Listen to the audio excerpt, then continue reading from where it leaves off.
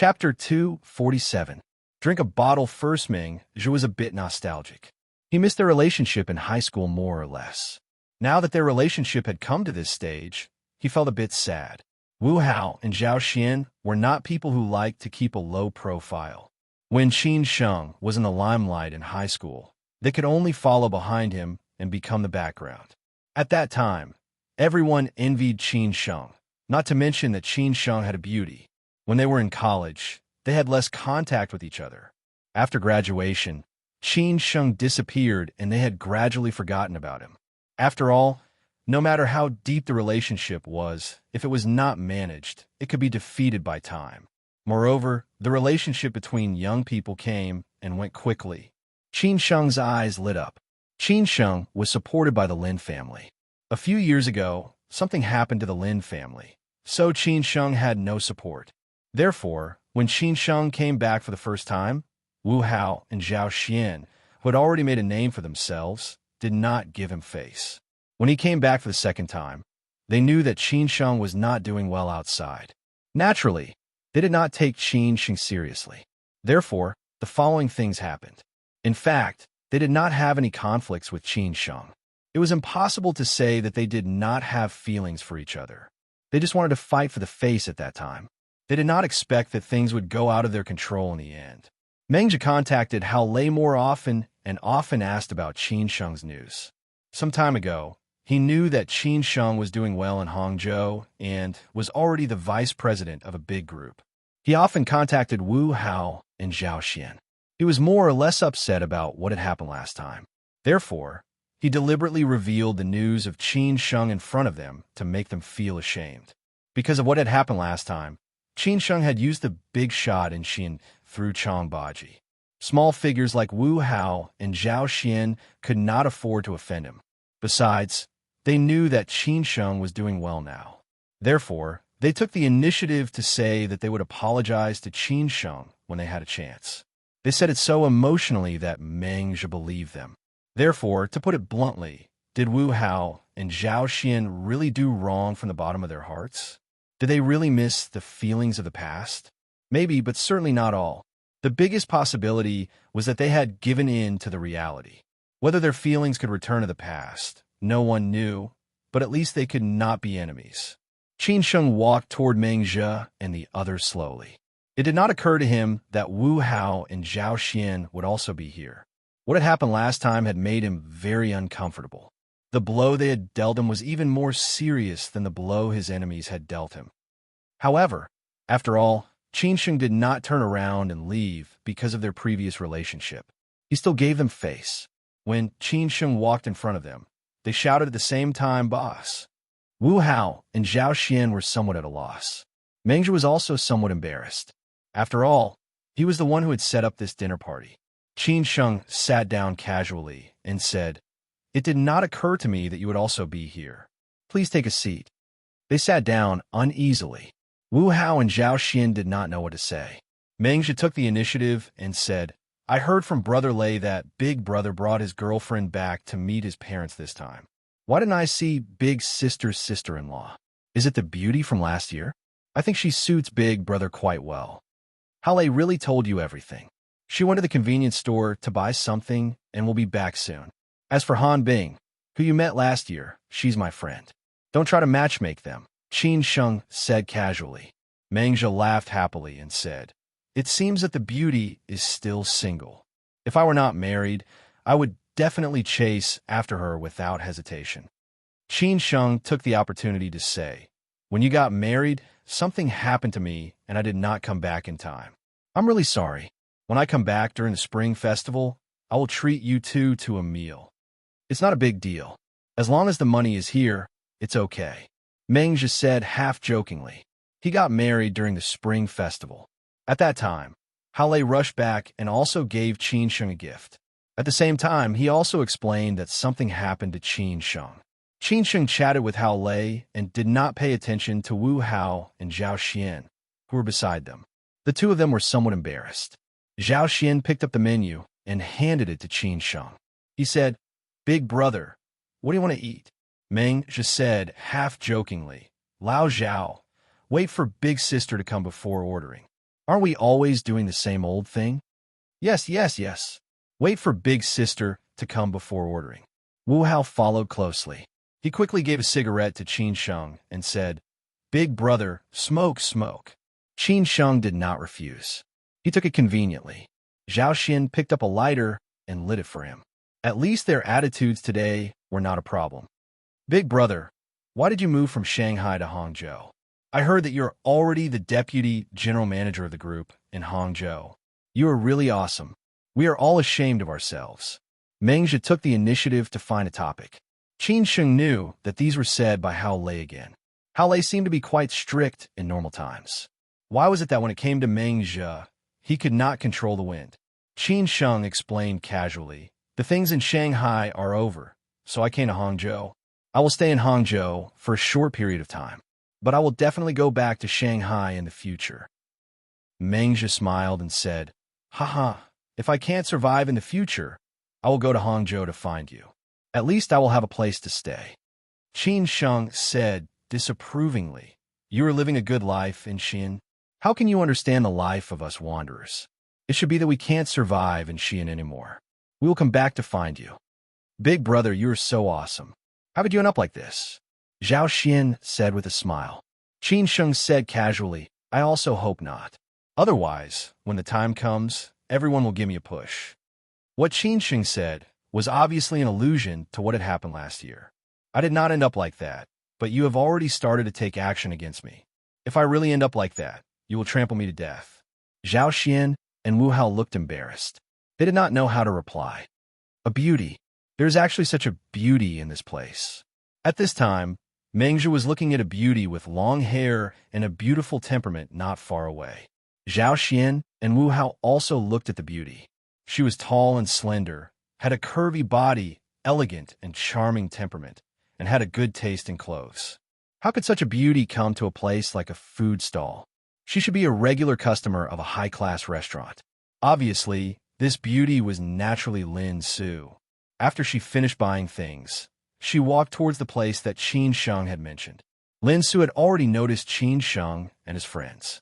She walked over slowly with a smile on her face. The beauty is smiling at us, Meng Zhe said somewhat foolishly. Wu Hao and Zhao Xian stared at the beauty without blinking. They wanted to see which hero had won over this beauty. However, they felt that something was wrong. Why was the beauty coming towards them? Almost at the same time, the three of them thought of the biggest possibility. Meng Zhe was stunned and said, Boss, this beauty can't be sister-in-law, right? Wu Hao and Zhao Xian also looked at Qin Sheng, waiting for him to give an answer. Qin Sheng did not say anything, because at this time, Lin Su had already walked in front of them.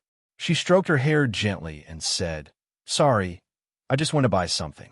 I made you wait for so long. Meng Zhe, Wu Hao, and Zhao Xian quickly stood up. It's okay, sister-in-law. We just arrived, Meng Zhe said with a somewhat restrained smile. Wu Hao followed closely and said, Sister-in-law, take a seat, take a seat.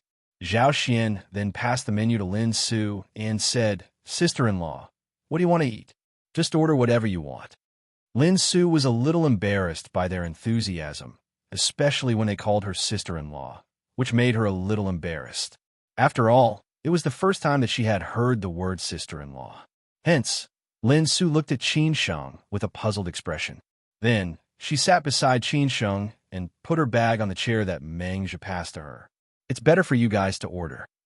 I don't know what's delicious, Lin Su said with a light smile. Qin Sheng made the decision and said, Old habits. Hearing this, Meng Zhe directly called the waiter over and ordered their favorite food. Barbecued meat, barbecued tendons, barbecued kidneys, barbecued chicken wings, barbecued sausages, barbecued eggplants, barbecued chives, barbecued deep-fried pancakes, and vegetarian dishes. The most important thing was the beer, a box of iced Tsingtao, 9 degrees. Let me formally introduce them to you. They're all my high school classmates. They're the few people you saw in the photos, Meng Zhe, Wu Hao, and Zhao Xian. Qin Sheng pointed at them and introduced them. Then he continued, My girlfriend, Lin Su. Hello. Lin Su nodded slightly and said with a smile. Meng Zhe and the others said one after another, Hello, sister-in-law. We were just saying that it was impossible to have such a beauty in this place. I didn't expect it to be sister-in-law. To be honest, sister-in-law, you are the most beautiful woman I have ever seen. Mengzhi took the initiative to flatter her. Lin Su was very embarrassed and said, "Thank you." Wu Hao and Zhao Xian were jealous and envious again. Qin Sheng used to have Su Qin, the goddess of their dreams. Now that Su Qin was gone, he actually found a girlfriend who was more perfect than Su Qin. It was really infuriating to compare oneself with others. However, Qin Sheng was so awesome now. When the dishes and drinks were served gradually, Mengzhi raised his glass and said, "Cheers." They clinked their glasses and then drank it up. Lin Su drank the ice seal. She felt that this drink was quite delicious. Besides, when in Rome, do as the Romans do. They drank this glass of wine with mixed feelings. In the past, they talked about everything, laughed and scolded each other, but now there was a gap between them. They were really helpless. They did not say anything. After eating a few mouthfuls of food and drinking 3 glasses of wine, they had already left. At this time, Mengzhi opened his mouth and said, "Boss, I did not inform you today," and asked Wu Hao and Zhao Xian to come here. "Don't blame me. Boss, we came here shamelessly. It has nothing to do with Lao Meng." Zhao Xian gritted his teeth and said.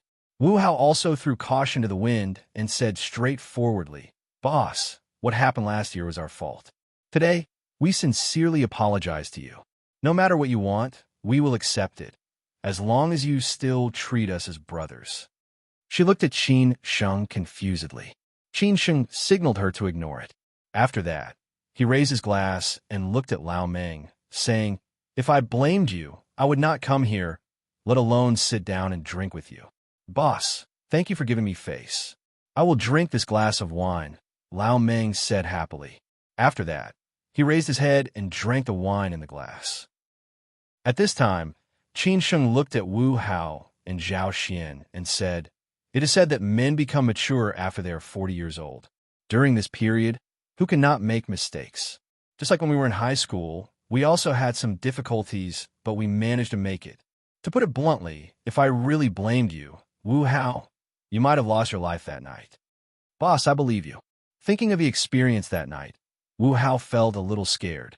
If Qin Sheng really blamed him, the dagger would not have been stuck in his thigh, but in his heart. Qin Sheng drank a glass of wine by himself and said, "After all, we have been friends for so many years. You can say that you don't care, but I can't. I'm also very surprised that you apologized to me today. But to be honest, I really didn't take what happened last year to heart. Although I felt very uncomfortable, there are too many important things in life. I don't need to care about some unimportant people. Boss, we were wrong. We were really wrong." Qin Sheng's words made Wu Hao and Zhao Xian feel ashamed. They were a little moved. Qin Sheng shook his head and said, "It's all in the past. Let's not talk about other things today, just drinking." "Boss, you forgive us?" Wu Hao said in surprise. Zhao Xian said with a look of disbelief, "Boss, you really forgive us?" "Forgive you? That's easy." Qin Sheng took 2 bottles of beer and put them in front of them and said, "Drink 1 bottle each." How could they not understand what Qin Sheng meant? They laughed and picked up the beer in front of them, standing up and drinking without hesitation. Chapter 248. What coincidence! From the very beginning, when he saw Wu Hao and Zhao Xian, Qin Sheng had thought of countless possibilities. He even thought that they might use Mengzhi as a bait and set up a trap for him tonight to avenge what had happened last year. After all, Mengzhi was not as experienced as them.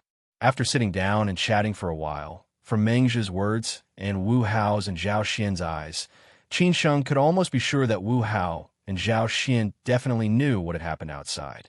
In that case, their apologies had a deeper meaning. However, Qin Sheng did not think so much. If Wu Hao and Zhao Xian were willing to apologize, he was also willing to accept it. After all, he had vented his anger that night. Moreover, they had been friends for so many years. As he said, others could not care about it, but he had to care about it. Secondly, even if they apologized, Qin Sheng and their relationship might not return to the past. In the future, they might just be casual friends, but it would not be so embarrassing. After drinking a bottle of wine each, Wu Hao and Zhao Xian were a little tired. After all, they were not young anymore. At that time, they could drink 3 bottles consecutively without any problem. Now, their bodies had been hollowed out by wine and women. They were more or less powerless, but they still insisted on finishing it. After the two finished drinking, Mengzhi took the lead to applaud. Naturally, Qin Sheng also wanted to do the same. Lin Su followed suit. Eat something to relax first, Qin Sheng said casually. Then, he picked up some food for Lin Su and introduced the dishes on the table. Lin Su felt that the barbecue in Xi'an was still the best. It was spicy and tasty. Qin Sheng smiled and said that she was a tough girl. In the beginning, Lin Su only cared about eating and did not talk much. Moreover, she could see that these people had something going on with each other. After Wu Hao and Zhao Xian calmed down, everyone started to chat casually and no longer look into the past. It was only then that Lin Su took the initiative to speak and got along well with Mengzhi and the others. As a smart woman, she could answer any topic, which made Qin Sheng proud. This meal lasted for 2 hours. In the end, they were basically drinking and playing dice. However, Qin Sheng's skills were really not comparable to theirs. He almost never lost. Mengzhi and the others were forced to drink 2 boxes of wine. After the meal, Wu Hao and Zhao Xian intended to arrange to change the place, but Qin Sheng was not interested. He still thought that it was better to go back early, in case Annie Wang worried, so he politely refused. When they returned to Jindi Furong, Shurjia, Xian and Annie Wang were both there. Lin Su and Qin Sheng sat in the living room, chatting with them and watching TV. It was not until it was late that everyone dispersed to rest. The next day, Aunt Wang had something to do. At the same time, she had to prepare some specialties for Qin Sheng and Lin Su to bring back. Xian, on the other hand, insisted on dragging Qin Sheng to go shopping, saying that she wanted to make up for the pain of missing him for the past half a year. After all, Qin Sheng was now the boss of the deputy head office of the group, and he had some money. However, Xin did not choose the top shopping malls in Xin, such as the Chong and International at the South Gate or the Zhongda International. Instead, she chose Xiaozhai's Sage Shopping Center, which was relatively close to the people. It was also the shopping mall with the largest flow of people in Xi'an. Last year, its revenue was among the top 10 in the country. If women wanted to get familiar with each other quickly, they definitely had to go shopping.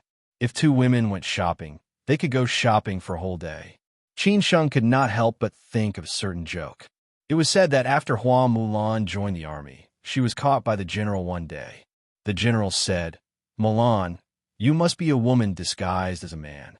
Hua Mulan said, "How did the general know?" The general said, "Men will not buy fine horses in the East Market, saddles in the West Market, bridles in the South Market, and whips in the North Market." Although this was just a joke, it also showed that shopping was really a woman's nature. Since ancient times, women were the same in any era and any country. Therefore, men conquered the world and women drove the economy. Qin Sheng was dragged to go shopping for a whole day. He did not care how much money he spent for Xian and Lin Su. He just kept shopping like this, and it was so tiring. In the evening, Xian, who wanted to eat seafood, insisted on killing Qin Sheng. She also chose the little white shark, which was not cheap per person. The location was by the South Lake of Xuzhang, and the environment was one of the best. The people living in Xuzhang were all rich people, so there were more high-end restaurants. Around the South Lake of Xuzhang, basically, there were high-end restaurants with high prices. After all, this was the best place in Xuzhang. When Annie Wang heard that they were going to eat the little white shark, she directly reprimanded Xian. If it was the Lin family in the past, she would naturally not say much if they went to such a restaurant. But now, the family was declining, and it was not easy for Qin Sheng to earn money outside. Naturally, she was not willing to waste money. In the end, she did not continue to be angry after Qin Sheng and Lin Su comforted her. The little white shark was not far from today's Furong Shurjia, so they did not drive, but directly walked there. Qin Sheng had already called in advance to reserve a place, because when they went shopping in the afternoon, they ate a lot of snacks, so in the evening, they were not hungry, so they went a little late. Auntie, no matter how much money you earn, you should eat and drink.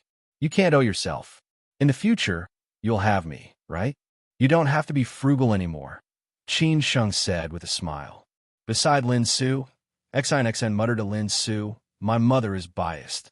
She has loved my brother since he was a child. My brother is fine when he does something wrong, but if I do something wrong, he will scold me.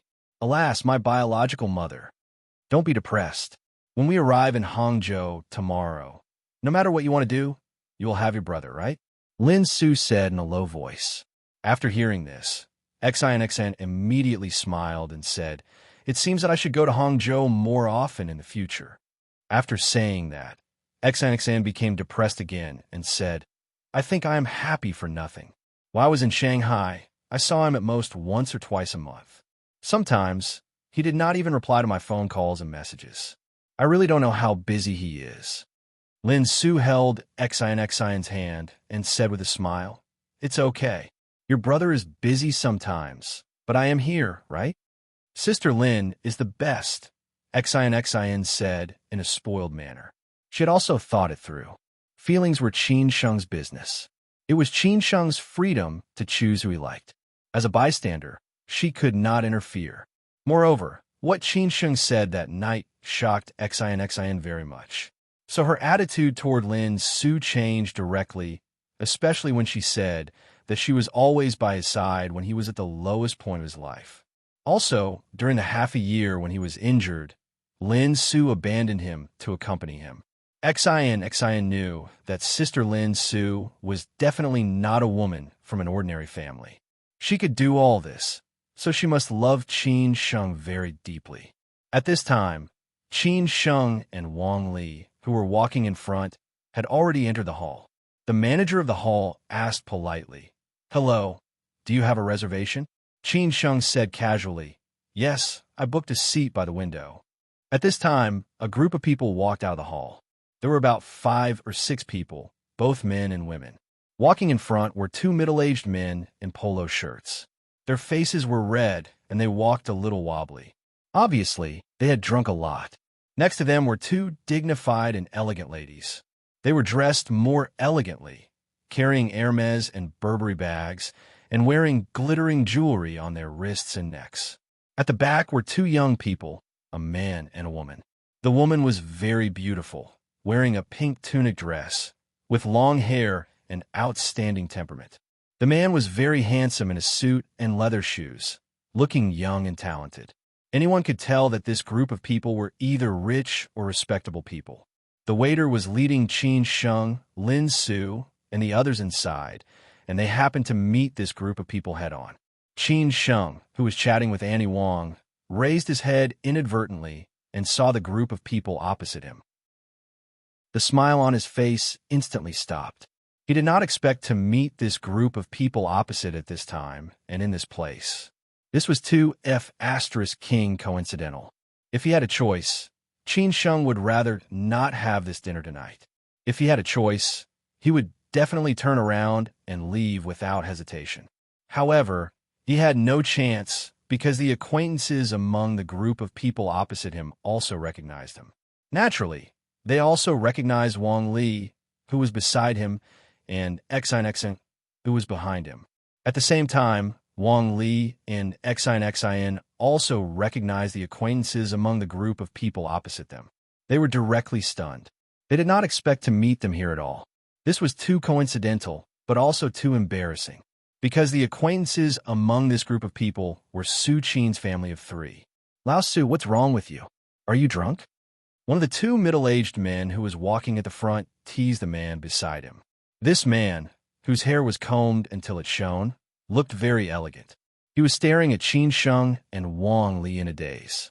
Obviously, he did not expect to meet Qin Sheng here. Moreover, he had not seen Qin Sheng for 3 to 4 years. He was Su Qin's father, Su Yongxian. Su Yongxian stared at Qin Sheng opposite him. The look in his eyes was very complicated, and his face did not seem to be very good. At this time, Su Qin's mother, Meng Xiong, also saw Qin Sheng. Compared with Su Yongxian's calmness, Meng Xiong was obviously very angry. Su Qin, who was at the back, had been chatting with the young man beside her absent-mindedly on the way out. She knew the meaning of this dinner tonight. Obviously, the two families intended to bring them together. However, her heart could only contain one person, no more. She still could not forget Qin Sheng. How could she accept a strange man? If she could forget him, she would have already started a heart relationship. The parents in the front suddenly stopped. Su Qin, who looked confused, looked opposite subconsciously. When she looked over, time also stopped at this moment. Su Qin was stunned on the spot, somewhat at a loss. How could it be them? At this time, Su Qin did not notice Lin Su beside Qin Sheng at all. She cared more about what Qin Sheng and Annie Wang thought about tonight's matter and how she should explain it. Would they misunderstand? It could be seen how deep Su Qin's love for Qin Sheng was. After so long, she still could not let go of him. On the opposite side, Lin Su, who did not know what had happened, walked to Qin Sheng's side. She looked at the people opposite casually and asked thoughtfully, "What's wrong?" Qin Sheng, who came to his senses, said softly, "Nothing. I met a few acquaintances. I went over to say hello." Although he had broken up with Su Qin for several years, Su Qin was the woman he used to love the most. She accompanied him for 6 to 7 years and gave him the best time of her life. Moreover, Su Qin's parents used to treat him well. When he went to Shanghai to study, it was Su Qin's parents who sent them there. At that time, Uncle Lin went on a business trip, and Annie Wang had to take care of Xin. Su Qin's parents bought everything for him and went through all the procedures. Every time he went to Su Qin's home in the past, Su Qin's mother would cook a table full of sumptuous meals. She often called him and asked about his well-being. She treated him like her own son. Even when she went shopping with Su Qin, she would take the initiative to buy clothes for him. Su Qin's father treated him well. He often talked with him and told him a lot of life experiences. It seemed that he wanted Qin Sheng to directly enter the company to take over after he graduated. When he was in college, Su Qin's father would go to Fudan University to visit them every time he went on a business trip in Jiangsu, Zhejiang, and Shanghai. He also brought a lot of things for them. Later, when the Lin family had an accident, Su Qin's father helped a lot. However, the other party's background was too powerful. In the end, he could do nothing. Therefore, the Su family did not owe Qin Sheng anything. Only Qin Sheng owed the Su family. Chapter 249. As long as you were willing, this was a chance encounter that no one had expected, and it was also a chance encounter that no one was willing to meet. It was also a chance encounter that would cause both parties to feel awkward. Qin Sheng was having dinner with his girlfriend. How could he not be embarrassed when his current girlfriend met his ex-girlfriend? Moreover, there were elders of the Su family who used to be very nice to him. In the Su family side, Su Yongxian and Meng Qiong had spent a lot of effort to ask Su Qin to come back from Shanghai. Their main purpose was to have dinner with her tonight. The people who came with them were the family friends of the Su family, who were also Su Yongxian's business partners. Their sons were about the same age as Su Qin. Consequently, the two families intended to matchmake this pair of juniors. Su Yongxian and Meng Qiong knew that their daughter Su Qin still could not let go of Qin Sheng. However, they had broken up for several years, and there was no news about Qin Sheng. Naturally, they would not let their daughter continue to be alone. After all, she had reached the age of marriage. However, it did not occur to them that they would meet Qin Sheng here tonight. Su Yongxian was at a loss. Qin Sheng walked toward the Su family slowly. When he stood in front of Su Yongxian and Meng Qiong, he said calmly, "Uncle Su, Annie Meng." Su Yongxian did not know how to talk to Qin Sheng. Meng Qiong, who was angry, naturally did not like the culprit who had tortured her daughter a lot. She snorted and said, "Don't call me auntie. I don't know you." No matter what, Qin Sheng was the man Su Qin loved deeply. Although they had broken up, Su Qin did not want her family to treat Qin Sheng like this. She hurried to hold her mother's hand and said, "Mom, don't be like this." Then Su Qin turned around and looked at Qin Sheng. She asked with mixed feelings, "When did you come back?" "I came back the night before yesterday." Qin Sheng answered honestly.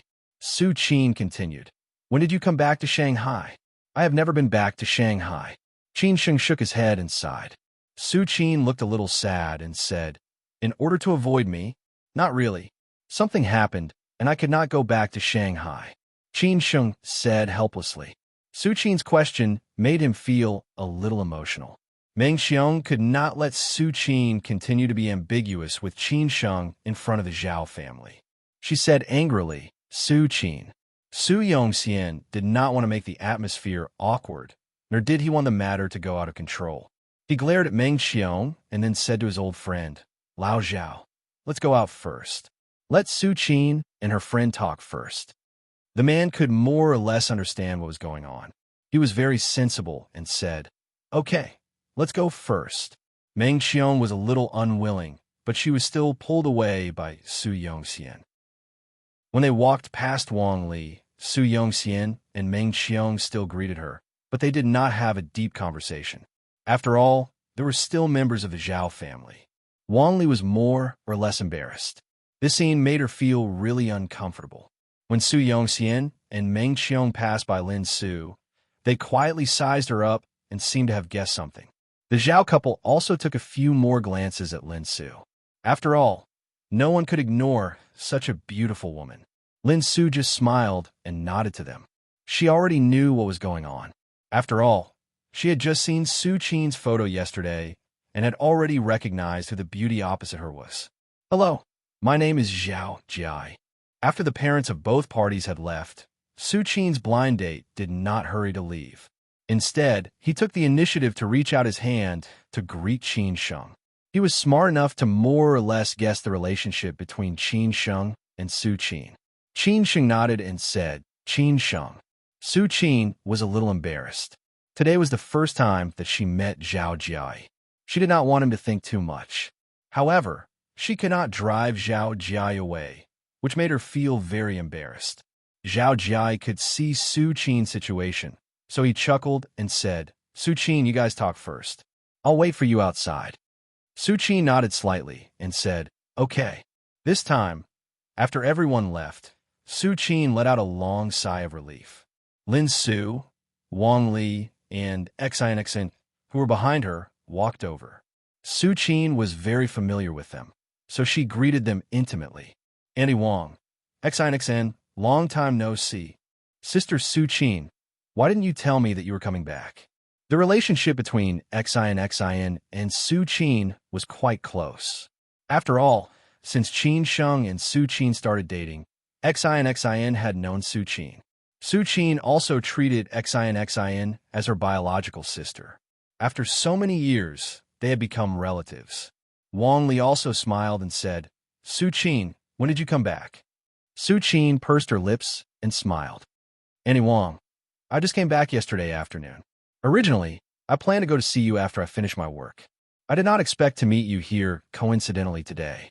At this time, Su Qin finally noticed Lin Su, who was beside Qin Sheng. She rarely saw such a beautiful and elegant beauty. Even she felt that she was not as good as Lin Su. However, standing beside Qin Sheng, Su Qin could not help but feel a sense of crisis. She could not help but guess the relationship between this beauty and Qin Sheng. Su Qin asked nervously, "This is?" Although Lin Su knew who this beauty in front of her was, she did not take the initiative to speak.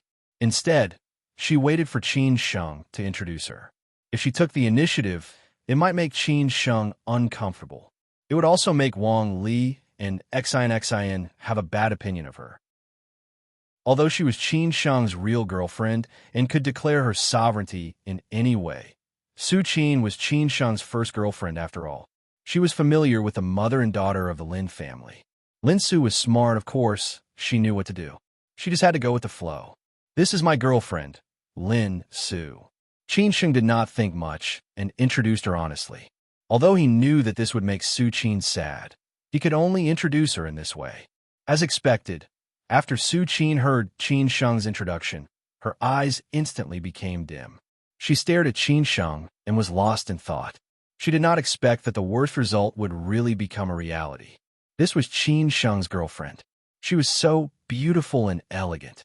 In front of other women, Su Qin could be said to be full of confidence. However, in the face of such an opponent, Su Qin seemed to be helpless. Hello. At this time, Lin Su smiled and nodded to greet her. Su Qin, who was a little absent-minded, did not know what to do and replied a little embarrassedly, hello. Lin Su knew that it was not suitable for her to stay here, so she smiled and said, Auntie, let's go up first. Wang Li immediately understood and could not help but praise Lin Su's generosity in her heart. She said softly, Okay, Su Qin, you talk with Qinsheng first. We will go up first.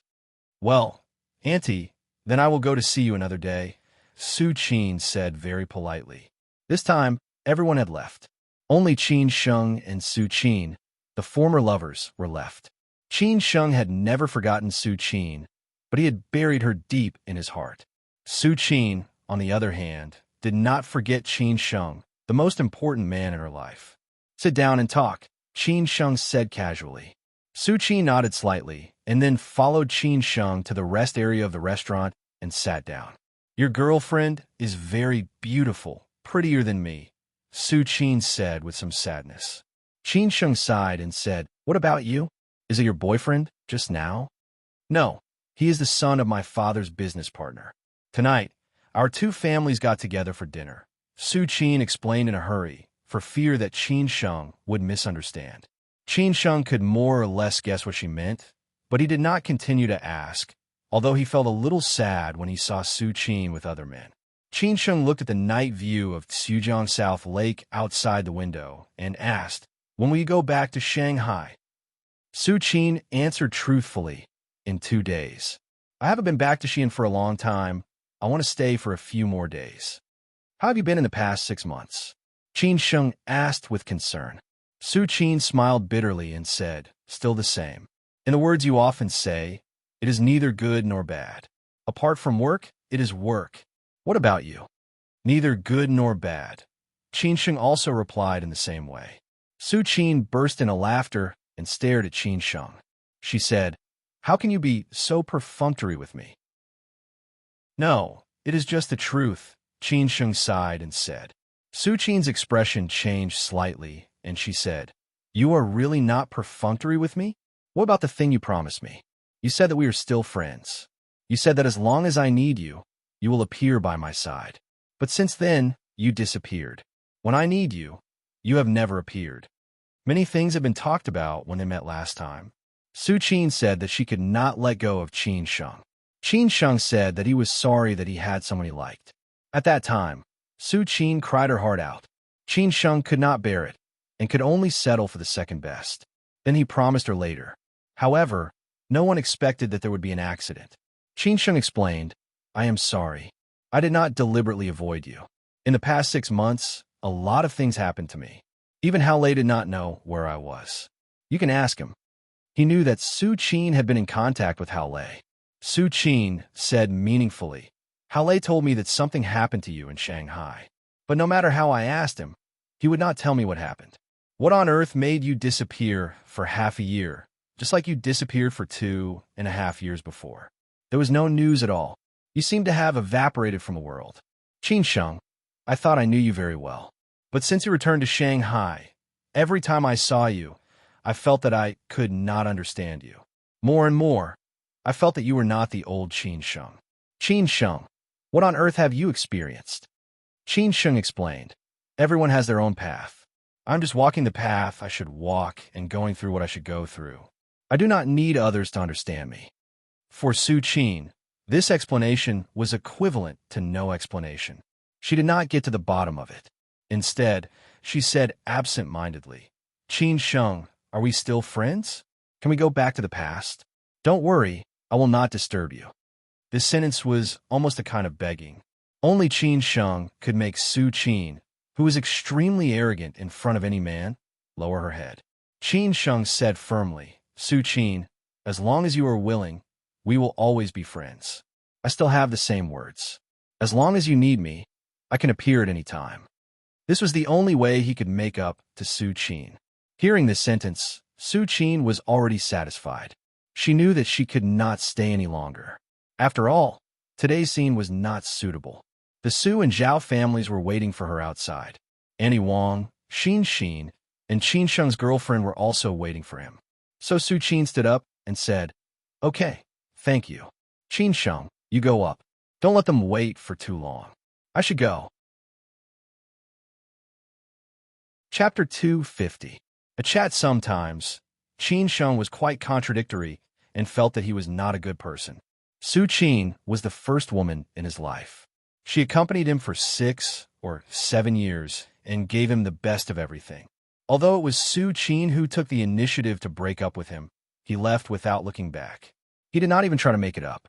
In the end, their feelings were diluted by time, and he met Lin Su. If there were not so many things at that time, maybe he and Su Qin would have been married now. After all, in everyone's eyes, they were the most enviable couple. Qin Sheng knew that it was not Su Qin's intention to break up with him, but she wanted to know what was on his mind. However, he was a proud man and did not ask her to stay. So did Su Qin. She did not take back what she had said, which led to the current situation. However, after seeing Su Qin for a few times, Qin Sheng was sure that she still loved him deeply and did not forget him, which made Qin Sheng feel very contradictory about this relationship. After Su Qin walked out of the restaurant, Qin Sheng stood up and went upstairs. Wang Li and Xin Xin were chatting with Lin Su. They had already ordered the dishes. Everyone was very sensible and did not mention anything about Su Qin and Qin Sheng. Lin Su knew who Su Qin was, so she naturally did not mention it. Wang Li and Xin Xin, of course, would not take the initiative to mention it. After all, Qin Sheng and Su Qin were in the past, in case Lin Su felt uncomfortable and had a conflict with Qin Sheng. After Qin Sheng came upstairs, Lin Su moved her bag away and said, "We have ordered the dishes. What else do you want to eat?" Qin Sheng sat down and chuckled. "I can eat anything. I'm not picky. You can order whatever you like." Wang Li and Xin Xin looked at the couple strangely. They seemed to feel that the atmosphere was somewhat strange. Or maybe they thought too much. Lin Su handed the menu to the waiter and said politely, "Waiter, we will order the dishes first." "Thank you." Outside the little White Shark restaurant, when Su Qin did not come out, the Su family and the Zhao family were chatting outside. They had a lot of topics and were not quiet because of the episode just now. After Su Qin came out, Su Yongxian and Meng Qiong looked at each other. Originally, they planned to let Zhao Jia take Su Qin for a walk by the South Lake.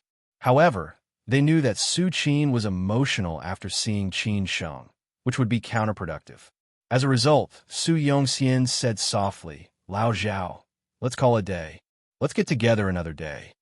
The Zhao family's couple originally intended to let their son and Su Qin be alone, but they were very surprised when Su Yongxian said so. Meng Qiong asked in a hurry, "Jia, are you free tomorrow?" "Annie, I'm on leave tomorrow. I don't have anything to do," Zhao Jia said respectfully. As a little fox who had been in society for many years, he certainly knew how to behave in front of the elders.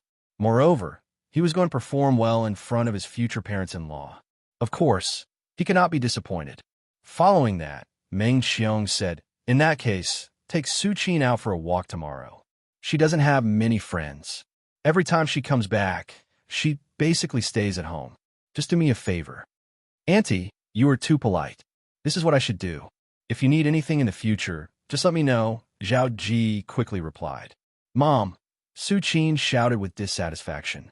Su Yongxian directly made the decision and said, "Just listen to your mother's arrangement." Obviously, it was not suitable for Su Qin to say anything more. After all, Zhao Jiai's parents were here. She had to respect them more or less, so she did not say anything. Both of their families lived in Xiujiang, but in different residential areas. The Su family lived in Block 108 of the overseas Chinese town, which was quite close to here. Consequently, they walked back directly and took it as a way to digest. On the way back, Su Yongxian asked indifferently, "It should not be the first time that you met, right? When did he come back?" Su Qin said uneasily, "I heard from Xin Xin that he came back last October. When I saw him, it was already November." She was afraid that her parents would scold her. Meng Qiong restrained her anger and said, "Did you contact him? Or did he contact you?" Su Qin explained truthfully, "Neither. I just met him by chance." Meng Qiong immediately became furious and said, "Su Qin, Don't you understand? He has been talking to you for 6 or 7 years and disappeared for nearly 3 years. When he came back, he did not contact you. It can be seen that he has already forgotten you. However, you are still so stubborn. How stupid are you? Are all the men in the world dead? Is there no one who is worthy of you? Su Qin felt wronged and said, Mom, don't say that. Meng Qiong was really angry. Right now, she hated Qin Sheng to the extreme. Back then, he had left without saying a word and abandoned everyone, making Su Qin wait for him for nearly 3 years. However, when he came back, he did not mean anything at all, and just left naturally. However, did he know that Su Qin had been tortured for such a long time? Su Yongxian said calmly, Daughter, if it were in the past, I would never scold you. After all, I also like Qin Sheng very much. You have been dating for so many years. You must love him very much. Although you had conflicts at that time, he must have his reasons for leaving without saying goodbye. We all know that you have been waiting for him for so long. If your relationship could be restored to what it used to be, we would also be happy to see it. However, he has come back, and you have also seen him. However, what about your relationship? If I didn't guess wrong, the woman standing next to him tonight should be his girlfriend. At this time, of course, I can't see you being so stubborn. If I still don't scold you, your lifelong happiness will be ruined. Dad, her father's words made Su Qin speechless. She really did not know what to do. Of course, Su Yongxian did not want to see his daughter sad. He said helplessly, Daughter, it's time to let go and wake up. Maybe you are not destined to be together. At this time, Su Qin's face was already covered with tears. In her life, except for Qin Sheng, nothing could make her confused and conflicted. However, Qin Sheng had become an ill-fated relationship that she could not get rid of. Meng Qiong tried to persuade her earnestly as she said, Daughter, listen to Mom and Dad. He has already let go of you and started a new relationship. You should also let go of him and start a new life. Zhao Jia is quite nice. You can try to get to know him. Maybe after you fall in love again, you will forget about Zhao Jia. Su Qin directly hugged her mother. If she could let go of Qin Sheng, she would have already let go of Qin Sheng and started a new relationship and a new life. Many men who pursued her in Shanghai were better than Zhao Jia. However, it was not easy for her to let go of the first man in her life after 6 or 7 years of love. Su Yongxian saw this and felt very helpless. He could only think of another way. In the Little White Shark restaurant, Qin Sheng and Lin Su accompanied Annie Wang and Xian to have a good meal. Xian's appetite was satisfied tonight. Lin Su had been eating seafood since she was a child. After all, she lived in Ningbo, which was a city near the sea. In particular, the seafood in Xiangshan was very famous. They also drank a bottle of red wine. After all, red wine was better for women. A bottle was not much. After the meal, they walked back to Jindi Furong Shijia. In the evening, they had to pack up their things and a lot of local products prepared by Wang Li. They had to go back to Hangzhou tomorrow morning. Wang Li was very reluctant to leave. Qin Sheng felt a little uncomfortable in his stomach, so he went to the bathroom. Before he came out, he received a strange call. Qin Sheng did not know who it was, but he still answered it. The man on the other side of the phone said directly, Qin Sheng, I'm your Uncle Su. Do you have time now? I want to talk to you. Qin Sheng was stunned. It did not occur to him that this call was from Su Qin's father. Was he going to settle the score? Qin Sheng did not say anything. Su Yongxian also waited quietly. At this time, they had returned to the room. Su Qin locked her in the room, which made Su Yongxian very worried. So he tried to get Qin Sheng's phone number. The one who started the trouble should untie it. Only Qin Sheng could help Su Qin. After thinking for a few seconds, Qin Sheng finally agreed.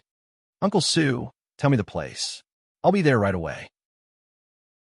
Okay, I'll send you a location later, Su Yongxian said very politely. He was an elegant businessman.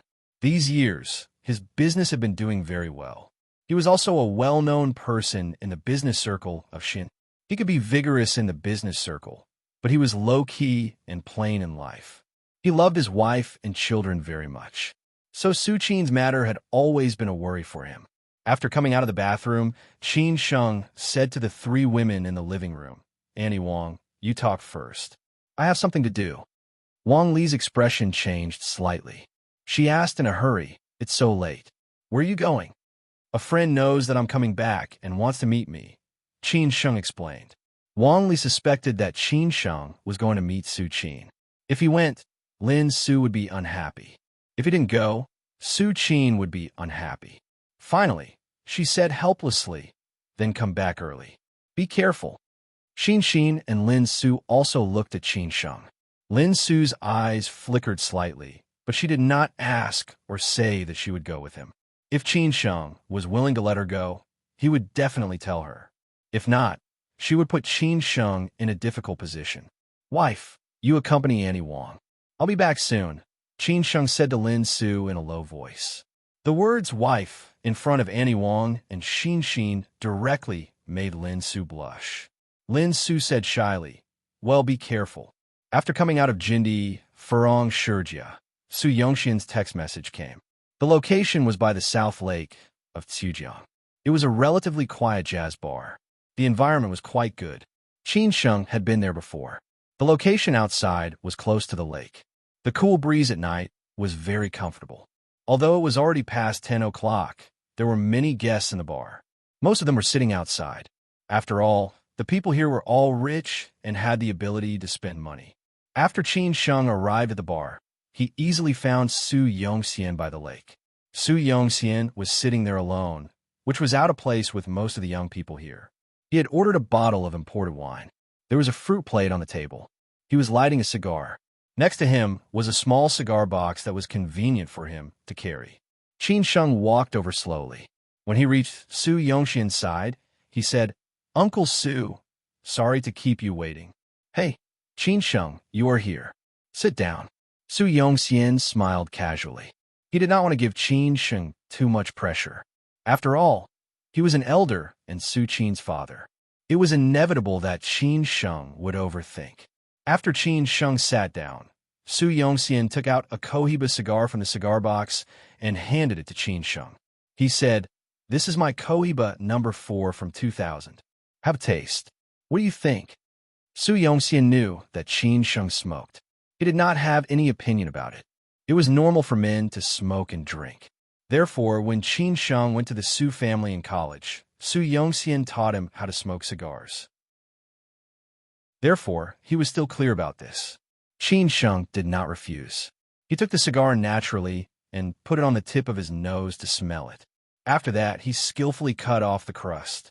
Then he took a fragrant leaf and lit it with a lighter.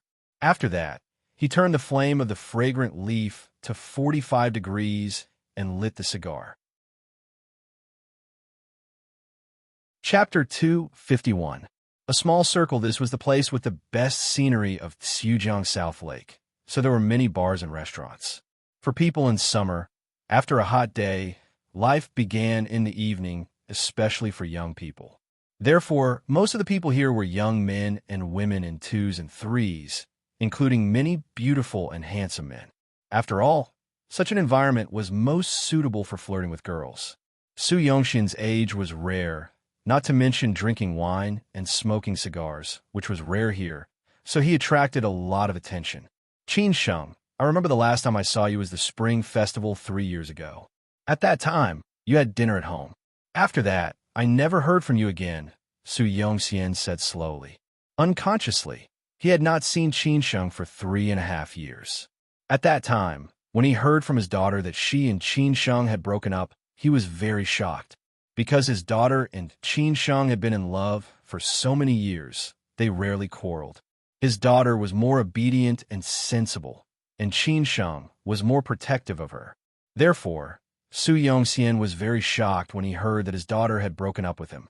Qin Sheng also said with some emotion, "Yes, uncle, we haven't seen each other for 3 years and 8 months. Originally, when I came back last year, I should have visited you and aunt, but I always felt ashamed." Su Yongxian chuckled and said, "This is serious. Your aunt and I have known you for 10 years and watched you and Su Qin grow up. Even if you broke up later, you can't not contact us." "Uncle, you are right. I thought too much." Qin Sheng nodded silently. He felt that Su Yongxian did not look for him just to talk about the old days. Su Yongxian said thoughtfully. Qin Sheng, I want to ask you something. Uncle, go ahead. Qin Sheng could not help but be nervous. Su Yongxian's eyes were deep as he said, You disappeared for so long. Is it because you broke up with Su Qin? If so, I apologize to you on behalf of Su Qin. Uncle, this time you thought too much. Although it was Su Qin who broke up with me, my departure has nothing to do with it. This is my grandfather's arrangement for me. I have to do something, Qin Sheng explained truthfully. Su Yongxian finally felt at ease and replied, That's good. However, speaking of the old master's death, you shouldn't have done that. Why didn't you inform us at that time? We could have sent the old master on his last journey. Su Yongxian had only met old Master Qin once. At that time, he was shocked and felt that the old master was not an ordinary person. In the past, he had only heard Qin Sheng mention it occasionally. Later, when it rained, Qin Sheng stayed at the Lin's house. He was more or less worried about the old master. Su Yongxian sent him back to the foot of Zhongnan Mountains. That was how they met. The old man also gave him a bracelet, saying that he was kind and wise, and that his life would be smooth sailing. Qin Sheng explained very seriously, Uncle, it's not that I don't want to inform everyone, but this is Grandpa's arrangement. He wants to leave quietly. He doesn't like those complicated ceremonies, and he doesn't like to be disturbed by others. At that time, even Uncle Lin and Annie Wang didn't know. It was Grandpa's few hermit friends in Zhongnan Mountains and the old Taoist priest of Leguantai who helped to deal with the funeral affairs. The old master was antisocial and had been alone all his life. Naturally, he didn't care about those common customs. What's the point? Su Yongxian said thoughtfully. Then I understand. Old master is not an ordinary person. Then how did you spend these 3 years? Where are you living now? If you don't mind, you can tell me. I don't mean anything. Su Yongxian raised his glass and clinked with Qin Sheng. Then he took a sip and smoked the cigar. Uncle, it's nothing to hide. I went out to travel according to Grandpa's arrangement. I traveled all over the country in more than 2 years. I only came back last October. Then I went to Shanghai, and now I'm working in Hangzhou. Qin Sheng said very simply. Su Yongxian said casually, How's the work? Is it going well? Don't you plan to go back to Xi'an? It's okay. The work is arranged by Grandpa's old friend. I won't go back to Xi'an these few years. I don't know about the future. Qin Sheng shook his head and said, Actually, Su Yongxian wanted to say that if Qin Sheng went back to Xi'an, he could directly enter the Su family's company. As long as Qin Sheng could come back, then his daughter would definitely come back. In this way, they wouldn't have to miss their daughter. Usually, they could only video call. Occasionally, they could go to Shanghai or see their daughter when she came back. Su Yongxian was silent for a moment and asked tentatively, The beautiful girl beside you today, is she your girlfriend? Qin Sheng was not surprised that Su Yongxian would ask. Maybe he just guessed and was not sure. After hesitating for a moment, Qin Sheng nodded and said, Yes, her name is Lin Su. She's my girlfriend. She's very beautiful and has a special temperament. She's a good match for you. Su Yongxian knew the answer, but he was still a little disappointed. He continued, It seems that you and Su Qin can't go back to the past. So Qin Sheng, can you do me a favor? Qin Sheng knew that this was the purpose of Su Yongxian's meeting tonight. He replied, Uncle, please. You already have a new girlfriend and a new life. Can you help me to let Su Qin give up and let her start a new life? I beg you. We only have one daughter, and we don't want to see her torture herself like this. Su Yongxian finally told him the purpose of this trip. Su Yongxian's eyes lit up. Qin Sheng was stunned and said in surprise, Uncle, how can I help? I can help with other things, but I really can't do anything about this. Qin Sheng, you know that Su Qin loves you deeply. You don't want her to be like this, right? You're the only one who can help her now. Su Yongxian sighed bitterly. An elder who used to be good to him said such words for his daughter, which made Qin Sheng feel bitter and guilty. He was the initiator of all this. If she hadn't met him, if they hadn't broken up, Su Qin wouldn't have been like this. Uncle, let me think about it. I can't give you an answer in a short time. Qin Sheng did not agree directly. Instead, he stepped back. He really had no way to refuse Su Yongxian. He did not expect that Su Qin's situation was more serious than he thought. Su Yongxian said helplessly, "Okay, I'll wait for your answer. I hope you won't let me down. I really hope you can still be like before. I don't know how you got to where you are today. We really don't understand the feelings of you young people." Qin Sheng did not say anything more. After smoking a cigar and drinking more than half of a bottle of wine, Qin Sheng and Su Yongxian left. Su Yongxian's driver sent Qin Sheng to the gate of Jindi, Furong Shijia. When Qin Sheng came back, Annie Wang and Xian had already gone to bed because they had to catch a flight tomorrow morning. When he returned to the room, Lin Su was still playing with her mobile phone and waiting for him. Seeing Qin Sheng coming in, Lin Su stood up and said, "You're back." She also smelled the alcohol on Qin Sheng. She frowned and said, "You drank?" Qin Sheng chuckled and said, "A little, not much. Take a shower and go to sleep. We have to get up early tomorrow," Lin Su said softly and continued to lie down. Qin Sheng was very confused and said, "Don't you have anything to ask or say?" "What I want to ask? About Su Qin? About whom you went out to meet? Everyone has a past. I'm grateful to her for accompanying you through the road, which allowed me to meet the best you. I don't want to know about your past. Otherwise, I would only envy her for meeting you earlier than me. But she is very beautiful, which shows that our Qin Sheng is very charming, has good taste and taste. Anyway, no matter how much I say, it is not as important as you are by my side now. The other things are meaningless and will only add to my troubles." Although Lin Su did not want to say anything, she still said such a long sentence. These words were also from her heart. She did not want Qin Sheng to think too much. After listening, Qin Sheng sighed in his heart and felt that he really underestimated Lin Su. Lin Su's realm really made him feel ashamed. Such a woman was really the sole partner of any man. So Qin Sheng walked over and sat by the bed, looking at Lin Su very affectionately. Lin Su looked puzzled and said, "What are you doing?" Qin Sheng said softly, "Nothing.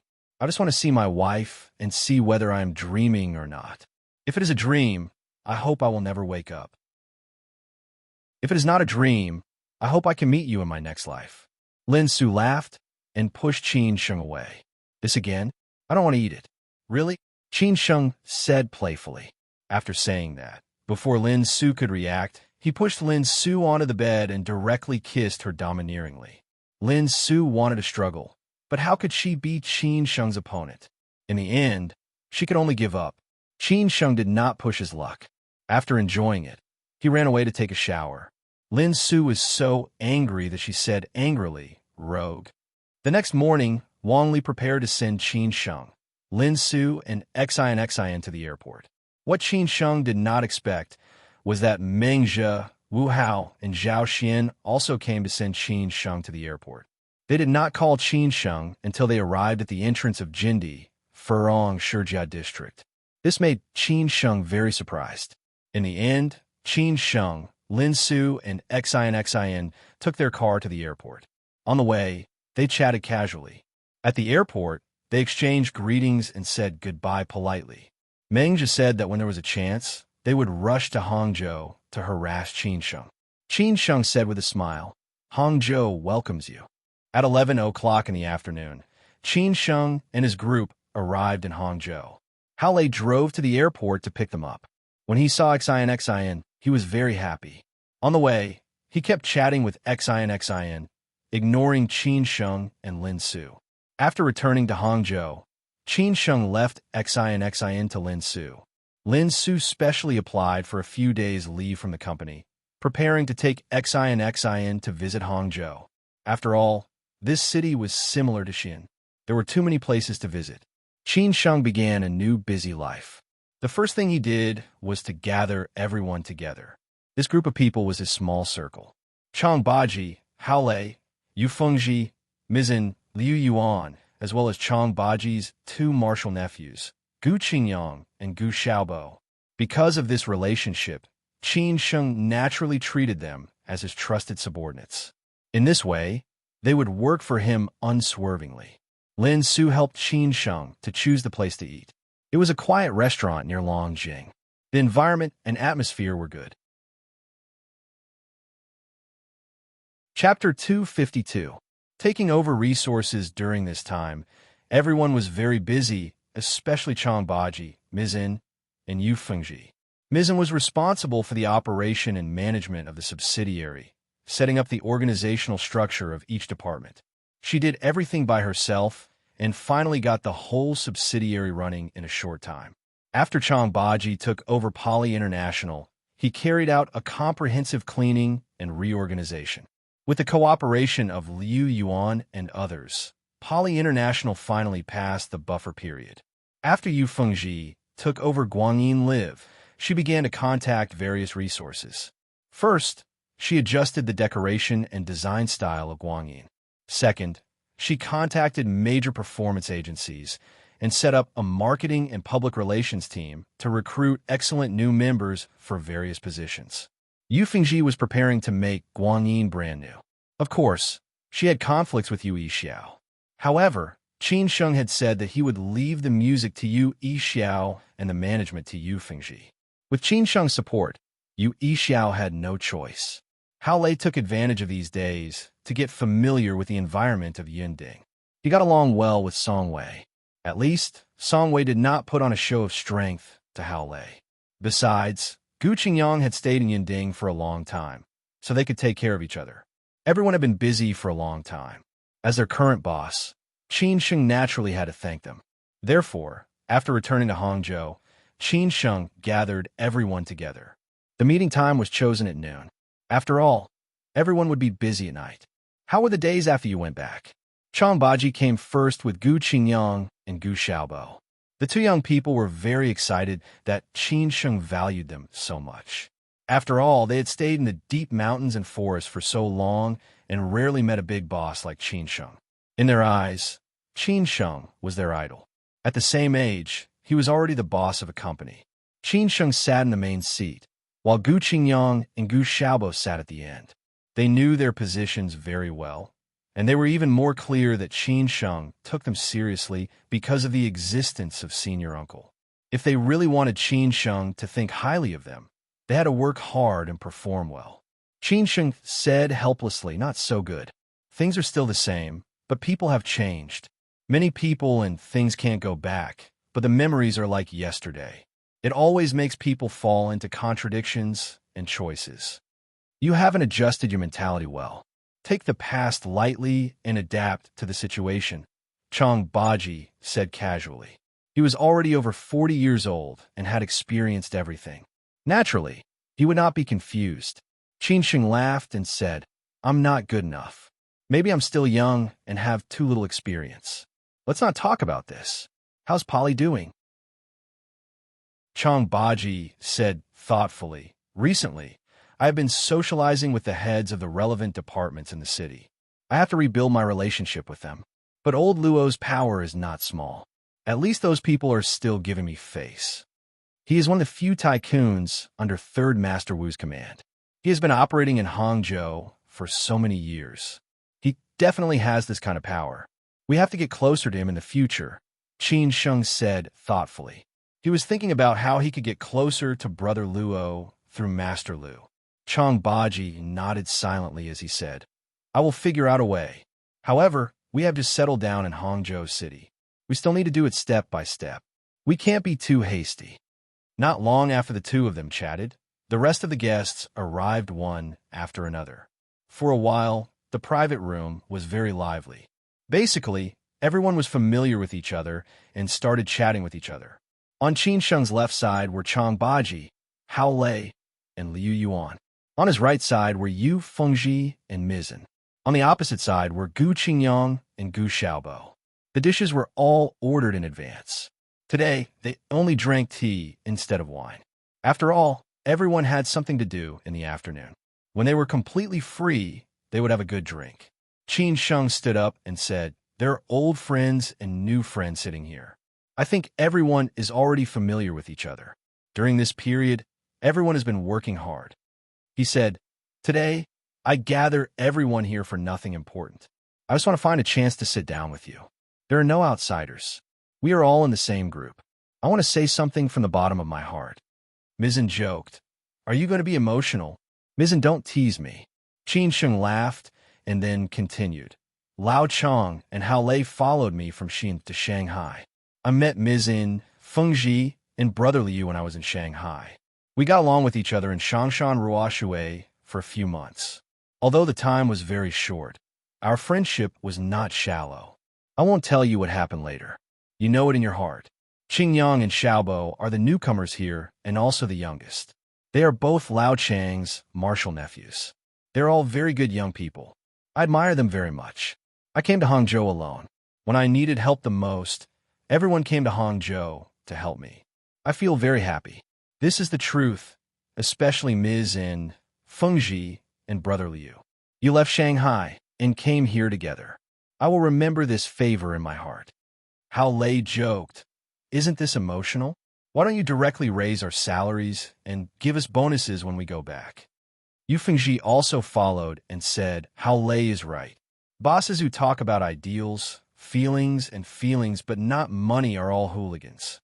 Yu Fengji especially emphasized the word hooligan at the end of the sentence. The way she looked at Qin Sheng was quite special. Salary, bonus, these are not a problem. I promised you that in terms of treatment, I will not treat you badly, Qin Sheng said solemnly. Liu Yuan said politely, Boss Qin, we came here not because of the treatment, but mainly because of you. We should thank you. You gave us a chance. Chang Baji echoed, what Liu Yuan said is right. It is not important for us to do what we do. What matters is who we work with, whether we have a future, and so on. Qin Sheng said thoughtfully, I know what you mean. I want to ask what I, Qin Sheng, have done. So the only thing I can repay you is a simple sentence. As long as I, Qin Sheng, become more and more awesome, you'll also be awesome. As long as you treat me sincerely, I will not treat you badly. After that, Qin Sheng picked up the teacup and said, I don't drink alcohol today. I will use tea instead of wine to propose a toast to you. I hope that we will get better and better. I hope that we can all make a name for ourselves in Hangzhou. Drink. Qin Sheng's speech was not so exaggerated, but it was true. After all, if one wanted to make a name for himself in this society, there were few people who could do it alone. There must be a group of like-minded friends to help each other. While eating and chatting, Qin Sheng and the others discussed the work progress of the subsidiary company and the problems of each place. Everyone chatted casually. After all, this was not a formal occasion. Before 2 o'clock, everyone would go to the company and start working. Ms. An's responsibility was the heaviest. She had to coordinate everything. Fortunately, there were people under her to share the responsibility, so she did not need to worry about the specific implementation. In the afternoon, Qin Sheng went to Jiushi Rose Garden first. Chowda had an appointment with several friends tonight, who were all close to him. He specially took Qin Sheng there. This was also what Chowda had said before. He wanted Qin Sheng to take over his resources. After all, he was not in the mood to use some resources now. Only by giving them to Qin Sheng could he make the best use of them. The place for dinner was a courtyard of Chowda in Hupao Spring, which was specially taken care of by someone. Qin Sheng also knew this place for the first time. After all, people had to pay attention to the atmosphere nowadays. Naturally, they could not go to restaurants or high-end clubs. Others could not say anything about this kind of family dinner. Chowda asked Qin Sheng to go there first to see how the preparation was going. He did not come until the evening. This group of people were all leaders in the city. The worst one was also a director. Naturally, Qin Sheng's position at the table was the lowest. Because of Chowda's face, everyone did not treat him as an outsider. However, Chowda praised Qin Sheng very much. He said straightforwardly that Qin Sheng was the successor he chose, so everyone would not ignore Qin Sheng. But Qin Sheng knew to be clear about his position. He spoke and did things in a special way. This was the basic skill, although it was a little tiring. Chowda was not in good health, so he drank less. Qin Sheng took the initiative to drink for him and toasted to the leaders. Unconsciously, a caddy and a half of liquor had been drunk. These leaders hung out at drinking parties and dinner parties every day. They were all good drinkers. Qin Sheng could only risk his life to accompany them. At 11 o'clock, the dinner party was over. Qin Sheng accompanied Chow Da to see all the leaders off. Then they left. Chowda asked Qin Sheng to go with him. Lao Li, the driver, would send him back. Qin Sheng thought it was too troublesome, so he politely refused and directly took a taxi home. Originally, he planned to go to Yinding tonight. After all, after he became the vice president of the group and took over the subsidiary, he had not talked to Song Wei seriously. Song Wei must be uncomfortable in his heart. Everyone knew that he was now a popular man around Chao. De Laozhou had already stepped aside. Yinding was put under Qin Sheng's charge, but he did not come to Yinding even once. What would the people in Yinding think? After returning to the Golden Coast district, Qin Sheng did not rush to go in, because he sat at the entrance of the district with a bottle of water in his hand and vomited. After sitting by the roadside for about half an hour and almost sobered up, Qin Sheng got up and went home. In the past, Qin Sheng did not understand why so many people would get drunk and be unconscious. What's more, some people could even sleep on the roadside for a night. Later on, it became clear that apart from those drunkards who drank for the sake of drinking, and those who competed with friends to see who could get the other drunk, many people drank because they had no other choice but to live. Who didn't know how uncomfortable it was to get drunk, but they had to drink. Qin Sheng thought that Xin and Lin Su had already fallen asleep. After opening the door and entering, he saw them watching TV in the living room. He smiled and said, "Why are you still up? Aren't you tired after walking for a day?" "You drank." Lin Su instantly smelled a pungent smell. What's more, Qin Sheng's face was particularly ugly, and he walked a little unsteadily. Qin Sheng smiled bitterly and said, "In the evening, Uncle Chao introduced me to some leaders in the city. They were all his connections over these years. I had no choice but to drink." "Then you sit down. I'll go make some tea for you." Lin Su quickly stood up and said without complaining. Qin Sheng felt very warm. No matter how much he drank, no matter how late he came back, he knew that there were people waiting for him at home. Someone was worried about him, and someone would take care of him. This was his motivation to move forward. No matter how hard and tired he was, it was worth it. Brother, drink less in the future. You have to take your health seriously. Xin quickly poured a cup of water for Qin Sheng. Qin Sheng touched Xin's hair and said, "Silly girl, now you care about your brother. Then don't make me angry in the future. Who am I doing this for? Isn't it all for your dowry?" Qin Sheng was just joking to ease the atmosphere, but Xin took it seriously. She said with distress, "I know, but I don't want to see you work so hard and be so tired." Chapter 253. Don't give me any trouble. Xin chatted with Qin Sheng. Not long after, Lin Su brewed a pot of pu or tea to sober him up. Qin Sheng drank it unhurriedly. Lin Su felt a little sorry for him. It was not until Qin Sheng finished drinking the pot of pu that they went to rest. Qin Sheng still had to go back to the study to sort out the things he had accepted today.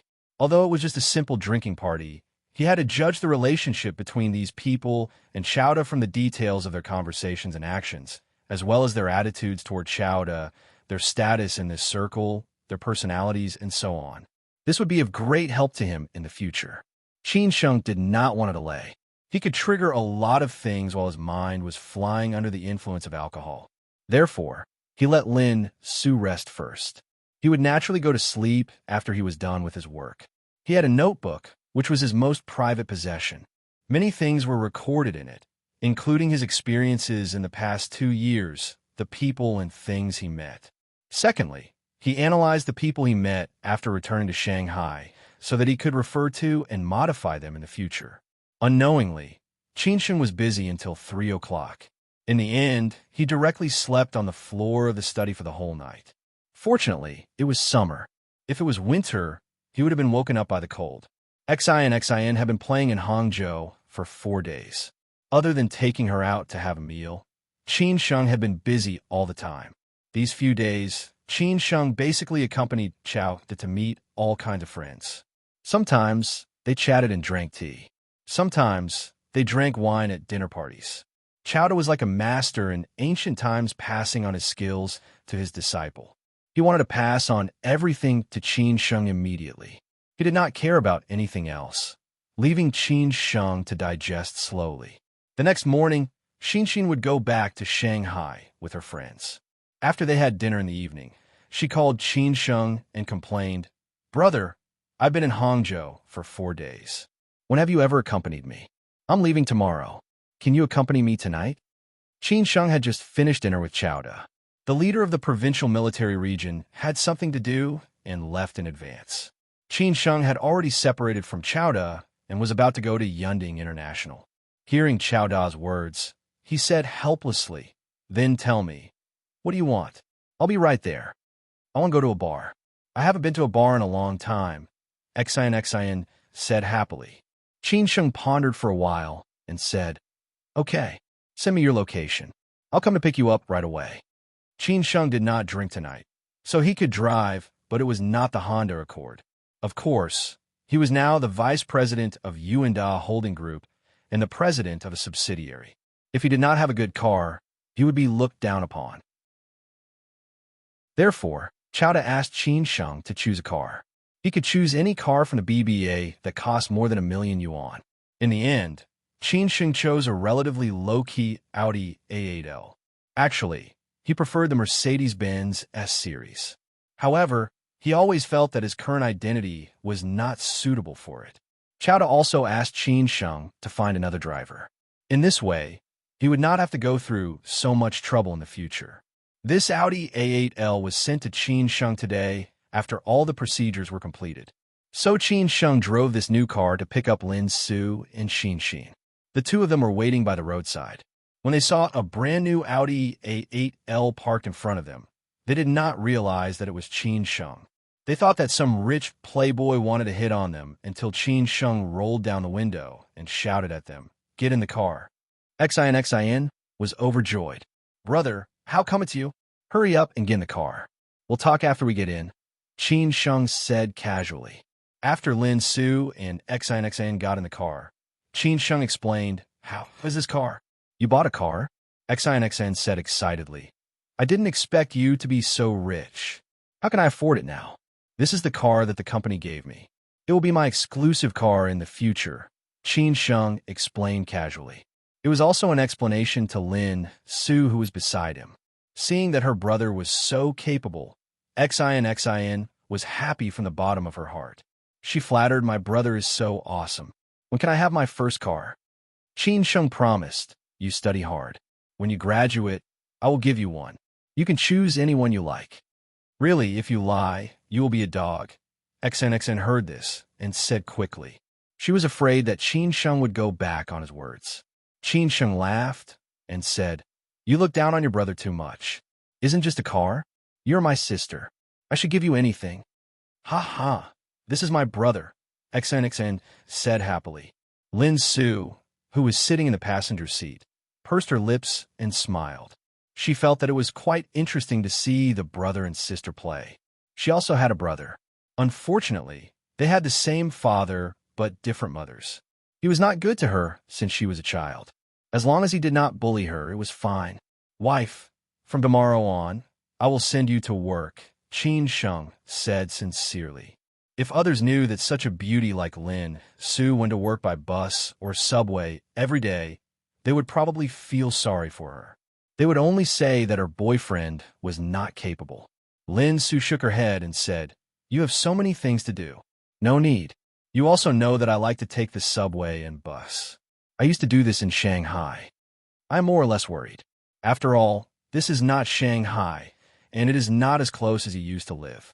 How about this? When I get my salary next month, I will buy you a car. When I have money in the future, I will buy you a better one," Qin Sheng said after careful consideration. Lin Su said thoughtfully, "Let's save money to buy a house. I want to live in my own home. Living in someone else's house makes me have no sense of belonging."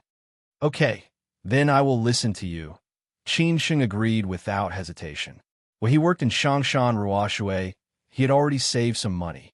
After all, the salary in Shangshan Ruoshui was not low. But compared to buying a house in Hangzhou, there was still some gap. Now that he had become the vice president of Yuanda Holdings, his annual salary had reached millions. As long as he worked hard for a year, He could basically choose a good neighborhood to make the down payment. Lin Su had a lot of savings. After all, she had stayed in Shanghai for several years. As a financial elite, it was easy for her to earn money. It was just that since they went to Xiamen, they had not used their bank cards. They had always taken money from Uncle Zhuang. No matter how much they used, they would remember it. They would definitely return it in the future. If the matter with the Lin family and the Yin family was settled, of course, Lin Su could use the money without hesitation to buy a new house. But she definitely had to discuss it with Qin Sheng first. Qin Sheng did not bring Lin Su and Xin to other places. Instead, he went directly to Guangyin Live. Guangyin Live was still in business. From next week, it would be closed for renovation for half a month. Only some simple modifications were done. After all, Guangyin's environment and equipment were the best. Yu Fengji hired the most professional team. Because everyone knew Qin Sheng's identity, when Qin Sheng arrived at the door, the waiter said respectfully, "President Qin, you're here. Are there many people tonight?" Qin Sheng asked very politely. The waiter said happily, "Business is good tonight. After Sister Yu came, she contacted a lot of resources. Our place is now full of beautiful women, so business has been booming recently. Find me a quiet seat on the second floor." Qin Sheng patted her shoulder and said casually. The waiter quickly used the headset to contact the waiter inside. Of course, President Qin could not be neglected. Moreover, President Qin had brought two beautiful women over tonight. After Qin Sheng brought Lin Su and Xin in, it was indeed very lively tonight. The seats downstairs were basically full. It was a scene different from the quiet in the past. It seemed that Yu Fengji was indeed a bit capable. The waiter brought Qin Sheng all the way to the second floor, which was also the best seat on the second floor. It could directly face the stage below. On the way, when the waiters saw Qin Sheng, they all respectfully lowered their heads and greeted President Qin. After Qin Sheng sat down with Lin Su and Xin said happily, "Brother, is this the bar under your company?" "Yes, next time when you come to Hangzhou, if you want to go to a bar, directly come here. Don't go to other places so that we don't have to worry." Qin Sheng smiled and nodded. Xin pouted and said, "Do I need to pay?" "You're my sister. Of course you don't need to pay. Just put on my tab." Qin Sheng did not know whether to laugh or cry. Xin directly hugged Qin Sheng and said, "Brother, you're so good." Lin Su speechlessly shook her head. She did not like this kind of place very much. But after all, it was a bar that Qin Sheng was in charge of. Of course, it was okay to come and sit here. "Don't talk nonsense. What do you want to drink?" Qin Sheng said to the two beautiful women. Xin looked through the wine list and finally said, "You can have it. I rarely come to this kind of place. Let's drink some red wine. I'll give you a cocktail with a lower alcohol content." Qin Sheng made the decision. Lin Su and Xin did not have any objection. After Qin Sheng ordered the wine, he also ordered a fruit plate and snacks. Then he handed the wine list to the waiter. Before the wine was served, the two people in charge, Yu Fengji and Yu Yixiao, came up. Both of them had the surname Yu. Those who did not know would think that they were brother and sister. "Boss Qin, you're finally willing to come to our Guangyin." Yu Fengji heard that Qin Sheng brought two beautiful women to Guangyin. She did not know what Qin Sheng meant, so she had to come up to have a look. But when she saw the appearance of the beautiful women, Yu Fengji was a little unhappy because Qin Sheng came with the real beautiful women. What did he mean? Was he here to declare his sovereignty? Yu Yixiao also said calmly, "Boss Qin, you're here. You guys are so fast. I just sat down and you came over," Qin Sheng said casually. Then he introduced each other. "They are the two people in charge of the bar. This is my girlfriend Lin Su, and this is my sister Xin." Yu Fengji and Yu Yixiao took the initiative to shake hands and greet Lin Su and Xin. Lin Su was naturally used to this, but Xin was a little embarrassed. "I didn't expect Boss Qin's girlfriend and sister to be so beautiful. It really shocked me," Yu Yixiao said sincerely after sitting down. Especially Qin Sheng's girlfriend, he finally understood why Qin Sheng was not interested in the women in the bar every time he came. With such a girlfriend, other women naturally could not enter his eyes. Yu Fengji said sarcastically. Brother Yu, what do you think? Our boss Qin is very charming. You don't know how many beautiful women have fallen for him. Ha ha. Fengji, if you say this, boss Qin will kneel on the washboard when he goes back. Yu Yixiao echoed. Lin Su said disapprovingly. I believe him. Yu Fengji could not help but mutter in her heart. You can't believe this man. He almost ate me and bullied me a lot. Qin Sheng knew what Yu Fengji was thinking. He was afraid that she would be unscrupulous, so he had to teach her a lesson.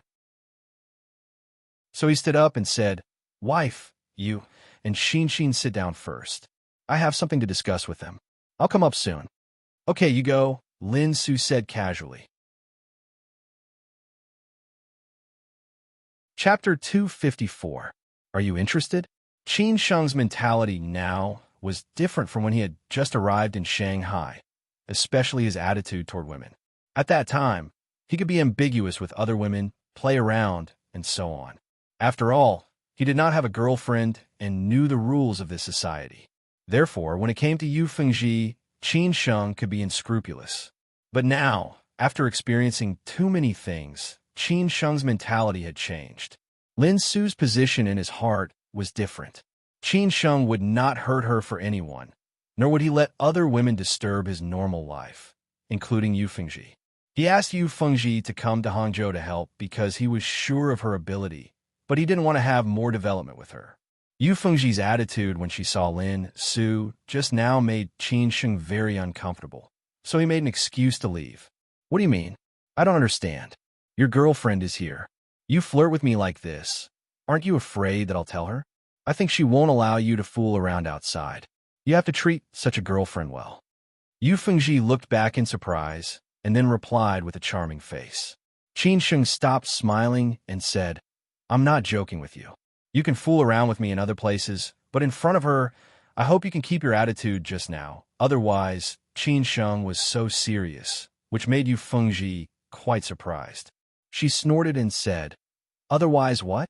Why didn't you say so when you bullied me in Shangshan Ruoshui? Qin Sheng didn't continue to entangle with Yu Fengji. He just said with a cold face, You are a smart woman. You know what I mean. I think you know other things better than me. Yu Fengji's eyes were thoughtful, but she didn't talk back in the end. The two of them then went to the office area at the back. Yu Yixiao was already waiting there, along with Yu Fengji and several other new department heads. Qin Sheng met these people for the first time and had a short talk.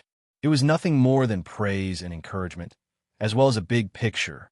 After the others left, Yu Yixiao finally said, Boss Qin, I have some opinions about some things Fengji has done during this time. His adjustment is a little too big, and it also goes against the original idea of Guanyin. After Yu Fengji heard this, she said with a calm expression, Brother Yu, whether my adjustment is correct or not, we can just look at the recent business of Guanyin. Yu Yixiao snorted and said, The original intention of Guanyin Live was to leave a pure land for music. Now that you've found so many warm-up girls for business, what's the difference between this and a nightclub? This is just a short-term strategy. It's not a long-term strategy. This is just a fight for more customers when Guanyin opens for business again. I've also discussed with you about the music, and Boss Qin has agreed to this. We've already contacted famous performance agencies in the country, and we're also selecting local bands in Hangzhou. I'll let you check all of these, Yu Fengji argued. At this time, Qin Sheng stood up and said, Brother Yu, I understand what you mean, but this is a realistic society. Sometimes we have to find a balance between reality and ideals. You know very well how Guanyin's business was before. We can't keep losing money like this. We have to make some changes, and you have to make some choices. I think Fengji's plan is not bad. Let's see how it goes. If things don't turn out to be the way we want, we'll change to another method. Boss Qin, since you've already said so, I have no opinion, Yu Yixiao said very helplessly. But this was all he could do. He could not refute Qin Sheng. Big Boss Chao distrusted Qin Sheng very much now. After Qin Sheng, Yu Fengji and Yu Yixiao left the second floor. Lin Su and Xin sat there listening to the music and watching the crowd chatting below. Xin chuckled and said, Sister Lin, I didn't expect it to be so lively here. There are so many beautiful girls. I don't like this kind of place very much. It's too noisy, Lin Su said casually. She knew that the catering and entertainment company that Qin Sheng was in charge of had nightclubs and bars. Xin chuckled and said, I come here occasionally. Most of the time, I'm with my classmates and friends. But Sister Lin, there's so many beautiful girls in this kind of place. My brother is young and promising, and he is so charming. Aren't you afraid that my brother will be seduced by other women? I believe in your brother, Lin Su said disapprovingly. Xin muttered, I also believe in my brother, but I don't believe in other women. For example, the woman who spoke in a strange way just now. I think she is plotting against my brother. There are too many tricks these days. Sister, you'd better worry about it. Lin Su covered her mouth and smiled tenderly. You are more worried than me. Because I want to be an aunt as soon as possible, Xin said truthfully. Lin Su was rendered speechless by his words. Fortunately, the waiter brought the wine over at this time, which relieved her of her embarrassment. Lin Su and Xin did not stay for long before Qin Sheng came back. This time, Yu Fengji and Yu Yixiao did not follow him. Qin Sheng chuckled and said, If you feel bored, let's go to another place. I think it's good, Xin said happily. This girl was quite crazy inside. But after all, she was young and liked this kind of excitement. After a while, Chao Zhang appeared in front of Qin Sheng with two friends. He smiled and said, I heard from Brother Yu that you were here, so I came to take a look. You should have started school, right? Are you here to fool around again? Qin Sheng laughed and joked. Chao Zhang laughed and said, These 2 days are for the welcoming ceremony. I have nothing to do, so I brought two friends here. I didn't expect Guangyin's business to be so good now. There are no seats left. Qin Sheng looked at Chao Zhang's friends, a man and a woman, who should be students. Their faces were still young, so he said, There are only 3 of us. If you don't mind, you can sit together. Chao Zhang and Lin Su had met before, so they greeted each other politely. He also knew that Xin was Qin Sheng's sister, who was studying at Fudan University. Young people suddenly had a lot to talk about, while Qin Sheng and Lin Su became outsiders. At about 11 o'clock, Qin Sheng went back with Lin Su and Xin. After all, Xin had to go back to Shanghai tomorrow and could not stay out too late. This girl was already familiar with Chao Zhang, and they even exchanged WeChat. The next morning, Qin Sheng and Lin Su sent Xin back to Shanghai. On the way, they told this girl to study hard at school, not to always think about going out to play, and to remember to call if there was anything. After sending Xin off, Qin Sheng sent Lin Su to work. After all, Lin Su had nothing to do after resting for a few days. There should be a lot of backlog of work. After that, Qin Sheng went to Maijiawu because Xue Qingyan was back. Since Qin Sheng came to Hangzhou, Xue Qingyan came back more often. When Qin Sheng arrived at Maijiawu, Xue Qingyan was already there. She was chatting and drinking tea with Master Lu under the long pavilion in the backyard. The sun was bright and the wind was cool. Sitting here, they could overlook the whole Team Mountain of Maijiawu. It was really a good place for Master Lu to spend the rest of his life. Qin Sheng is here. Sit down and drink some tea. I just made some Hong Pao tea. Master Lu, who looked kind but was not pure, waved his hand and greeted Qin Sheng. His attitude towards Qin Sheng was getting more and more polite. Since the last time when Qin Chang'an visited the villa, Master Lu had completely understood Qin Sheng's background, which was also completely beyond his imagination. What was more, he did not expect old Master Qin Sun to be such a big shot. The only thing he did not understand was that Qin Chang'an did not intend to acknowledge Qin Sheng in a hurry. Instead, he let Qin Sheng train in Hangzhou. Qin Chang'an only had one son. If Qin Sheng returned to Beijing in the future, with Qin Chang'an's resources, he would definitely become a big shot. So Master Lu definitely had to take Qin Sheng seriously. Moreover, at present, only he knew about this. Even Xue Qingyan did not know. After Qin Sheng greeted Master Lu and Xue Qingyan, he said casually, Sister, did you come back to Hangzhou because you missed me? Xue Qingyan stared at Qin Sheng charmingly and said, You wish. Recently, Old master's health is not very good. Big brother is very busy. As a daughter, I can only come back to see him. This is what I should do as a daughter." Hearing this, Qin Sheng quickly replied, "Sister, I'm sorry. I don't know what's going on. I'm just joking. Don't be angry. It's not a big deal. How can I be angry with you?" Shui Qinyan said indifferently. Master Lu echoed, "When people get old, their bodies become like this. They get worse day by day. Old secretary is almost 80 years old. To put it bluntly, it is already good for people to live to this age." Mr. Lu is right. The old man told us that if he really has a serious illness, don't let him be tortured. Just let him leave quietly, Qin Haodong said. Shui Qinyan sighed and said, "Although he said so, after all, he is a close relative. Sometimes it is difficult to make a choice." Qin Sheng just listened quietly and did not interrupt. But he knew that as long as old Master Shui was alive, he would be the stabilizing force of the Shui family.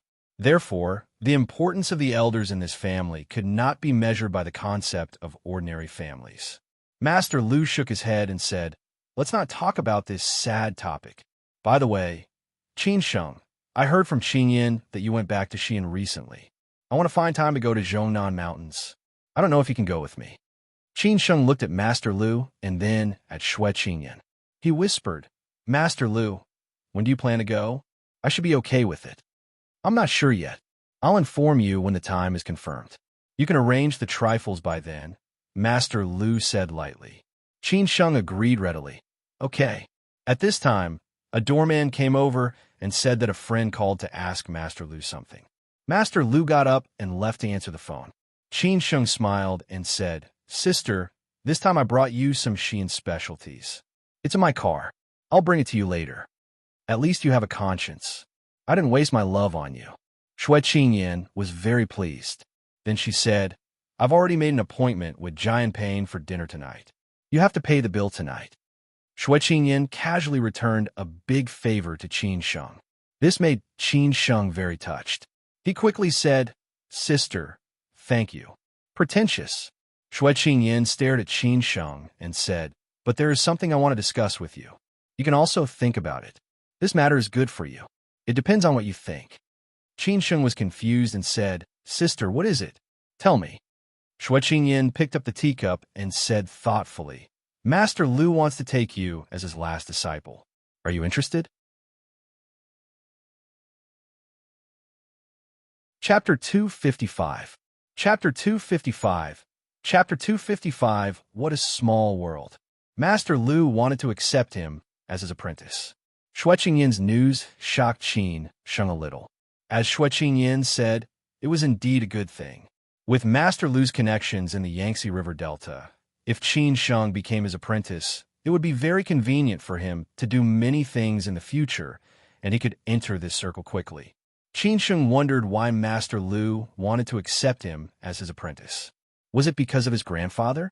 It could be seen that Master Lu was very interested in his grandfather's story. After all, his grandfather was a superior in his heart. Secondly, it might be because of his calligraphy. After all, Qin Sheng had been studying calligraphy for many years.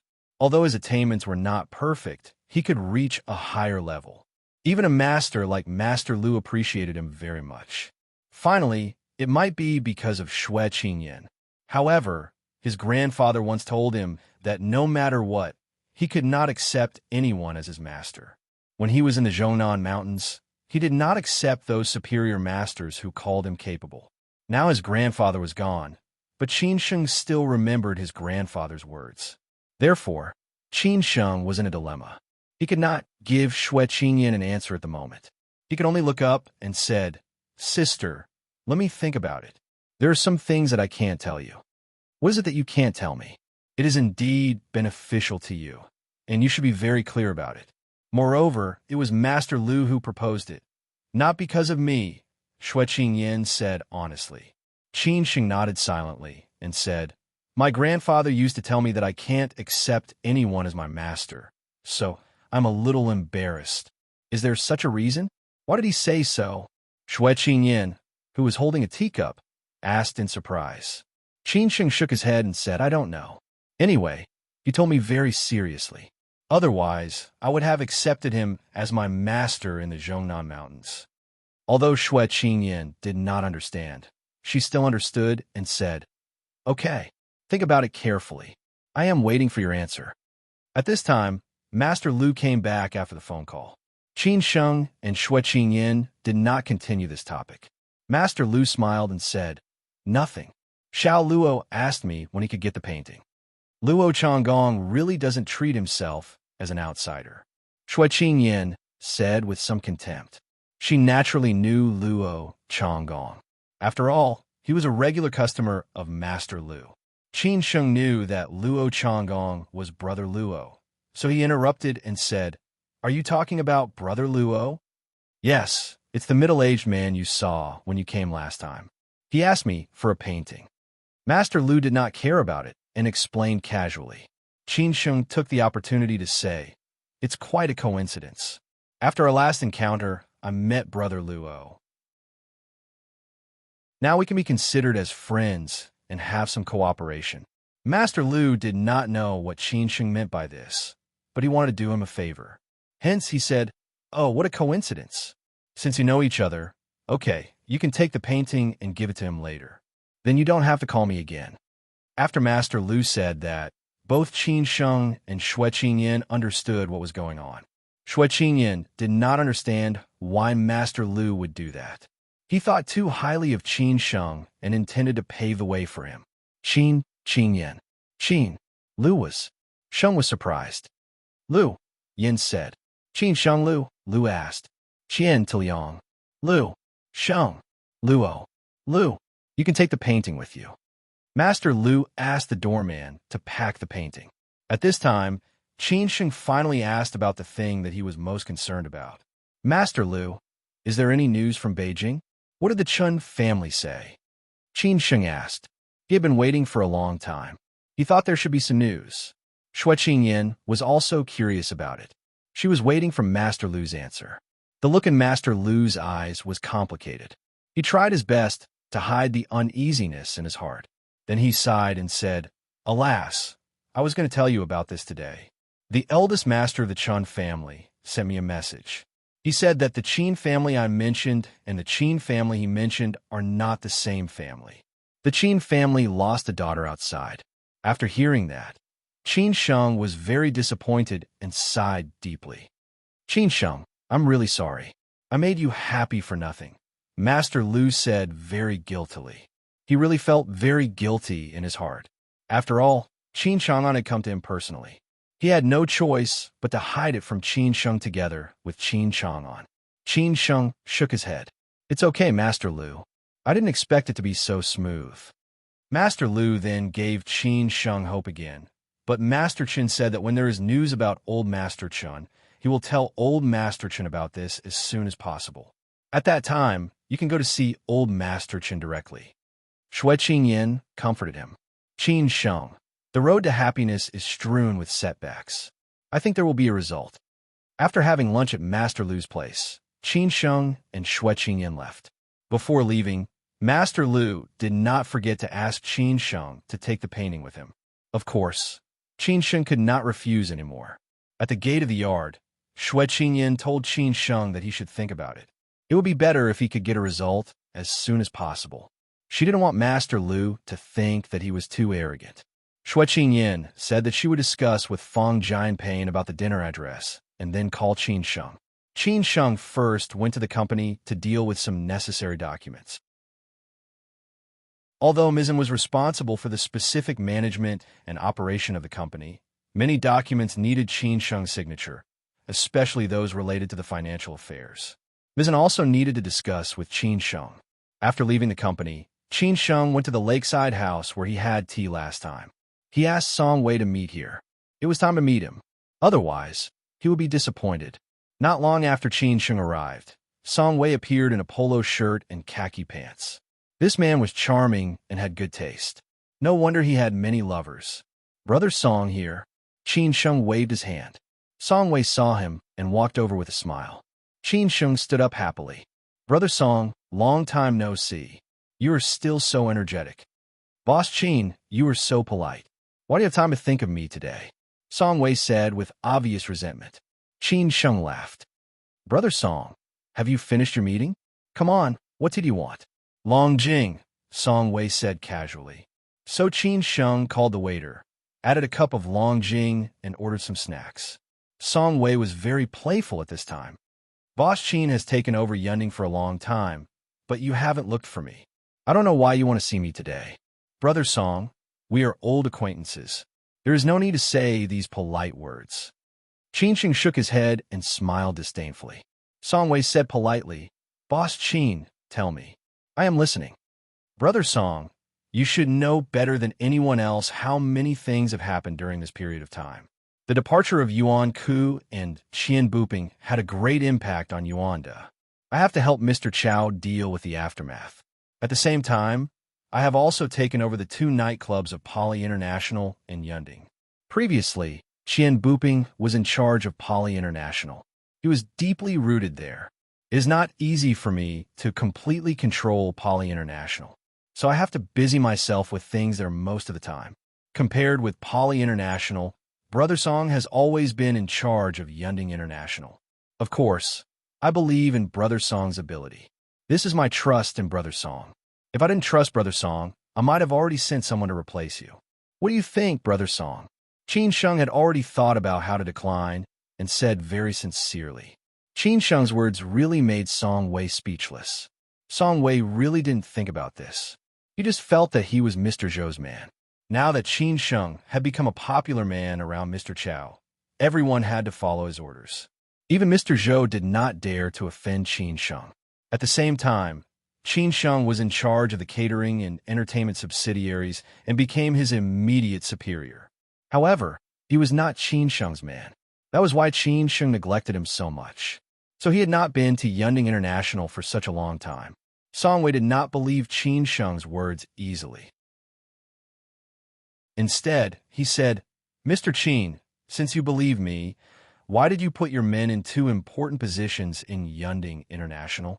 Qin Sheng said happily, this is a choice that anyone will make. Since Yunding International is under my charge, I have to completely control it. Don't you think so? Song Wei laughed and said, so, Mr. Qin still doesn't believe me? Qin Sheng's attitude was already polite. Song Wei was still so unforgiving. Qin Sheng was somewhat unhappy. He snorted and said, Brother Song, don't forget my current identity.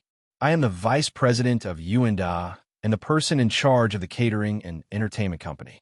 If I really don't trust you, I will directly replace you. I don't need to fear anyone at all. I didn't replace you because I believe in you and I am sure of your strength. What I said is a little harsh. If you feel uncomfortable, you can choose other ways to vent, such as applying to Mr. Chow to change positions. Qin Sheng's words were a little arrogant. Song Wei was so angry that he stood up directly. Qin Sheng laughed and said, Brother Song, this is not a joke. I said that I believe you, but you said that I don't believe you. What can I do? I am also very helpless. I have so many things to deal with every day. After Yuan Ke leaves, I have to talk about new partners. I also have to be responsible for the stability of Poly International. At the same time, I have to set up subsidiaries and those things of the group. You tell me, how can I have time to calculate so much on such a small matter? After Qin Sheng finished these words, Song Wei was lost in thought.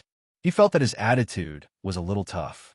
After all, Qin Sheng was not the Qin Sheng who had just joined Yuanda. Yuan Ku and Qian Buping could be played out by him. Even Mr. Zhou was afraid of him. What was he? Mr. Qin, I am sorry. I lost my manners. Maybe I thought too much. Song Wei could only sit down and admit his mistake. He smiled and said, Brother Song, I'm relieved to hand Yunding over to you. But I need you to make a change. What kind of change? You should know better than me. Yuanda is no longer the Yuanda of the past. A wise man submits to circumstances. Moreover, my goal is not limited to this. Only I can give you what you want. Qin Sheng was not surprised. He was a sophisticated and astute person. How could he act impulsively like a young man? After that, Qin Sheng stood up happily and said, Let's call it a day. Brother Song, go back and think about it. When I go to Yinding these 2 days, I hope you can express your opinion. I still have something to do, so I will leave first.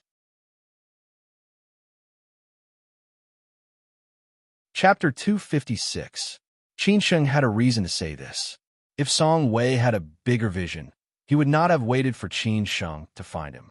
He could have taken the initiative to find him. No wonder he had been suppressed by Qian Buping for so many years and had no chance to make a name for himself. Therefore, Qin Sheng obviously could not put Song Wei in an important position. He could maintain his achievements, but he did not have the courage to make progress. It was Xue Qingyan who had booked the place for dinner with Fong Jianping. After all, this woman, who was born and raised in Hangzhou, knew the city better than him. However, she did not choose Hangzhou cuisine. Instead, she changed her usual appetite and chose spicy Sichuan cuisine. This was a private Sichuan restaurant located on Mount Lu in Tianmu Mountain. It was said that it was not open to the public and was only a place for the boss to entertain his friends. The boss used to be the head chef of a Sichuan restaurant chain in Chengdu. Later, he fell in love with a girl in Hangzhou, so he followed the girl to Hangzhou regardless of everything. After that, he lived a life that no one envied. Qin Sheng had some trifles to deal with, so he arrived late. Xue Qingyan and Fong Jianping arrived first. Xue Qingyan greeted the landlady politely and was ushered into the private room that had been booked. The landlady, who was still charming, came over and chatted with her for a while before leaving. Xue Qingyan and Fong Jianping drank the authentic Daliang Mountain buckwheat tea and waited for Qin Sheng's arrival. After sitting down, Xue Qingyan asked jokingly, "Director Fong, is everything going well?" She knew that Fong Jianping had successfully entered the provincial department and became the second in command of the management department of the political department. This was not an easy step. The provincial department was not comparable to the municipal bureau. Fong Jianping rolled his eyes at Xue Qingyan and said, "Don't call me that. It's just a deputy director. The position is deputy director, but the administrative treatment is director, so I did not call you wrong." Xue Qingyan chuckled and said, "This childhood friend's future would definitely not be limited to this. Moreover, these few years were the time when the cadres of Zhejiang Department had a bright future." Fong Jianping was speechless and said, "Well, you can call me whatever you want. I can't control you." Xue Qingyan laughed and then took a sip of buckwheat tea. She looked at the time and said, "Qin Sheng should be here soon. Let's order first." Fong Jianping said very casually, "Alas, I just did him a favor casually, but he still wants to treat me to a meal. Qin Sheng is too polite." Xue Qingyan chuckled and said, "It's the wisdom of the world. For you, it's just a few words. For him, it saves a lot of trouble. You should be very used to it. My brother has always been like this." Fong Jianping said thoughtfully, "Qingyan, what kind of brother is he? Why do you care so much about him? I have never seen you treat anyone like this." Xue Qingyan knew that Fong Jianping would ask sooner or later, so she explained frankly, "I met him in Shanghai. He's a smart young man, and I have a good impression of him. Later, he accompanied me to another place to handle some matters. I ran into some problems there. If it wasn't for him, something might have really happened to me." Fong Jianping finally understood. He smiled and said, "I see. Later, we contacted each other more often. I owe him so much, so I treat him as my brother," Xue Qingyan continued. Xue Qingyan also felt that the thing between her and Qin Sheng was quite interesting. Maybe it was fate. Fong Jianping said meaningfully, "Since you value him so much, according to reason, with your power, you can arrange a very decent job for him.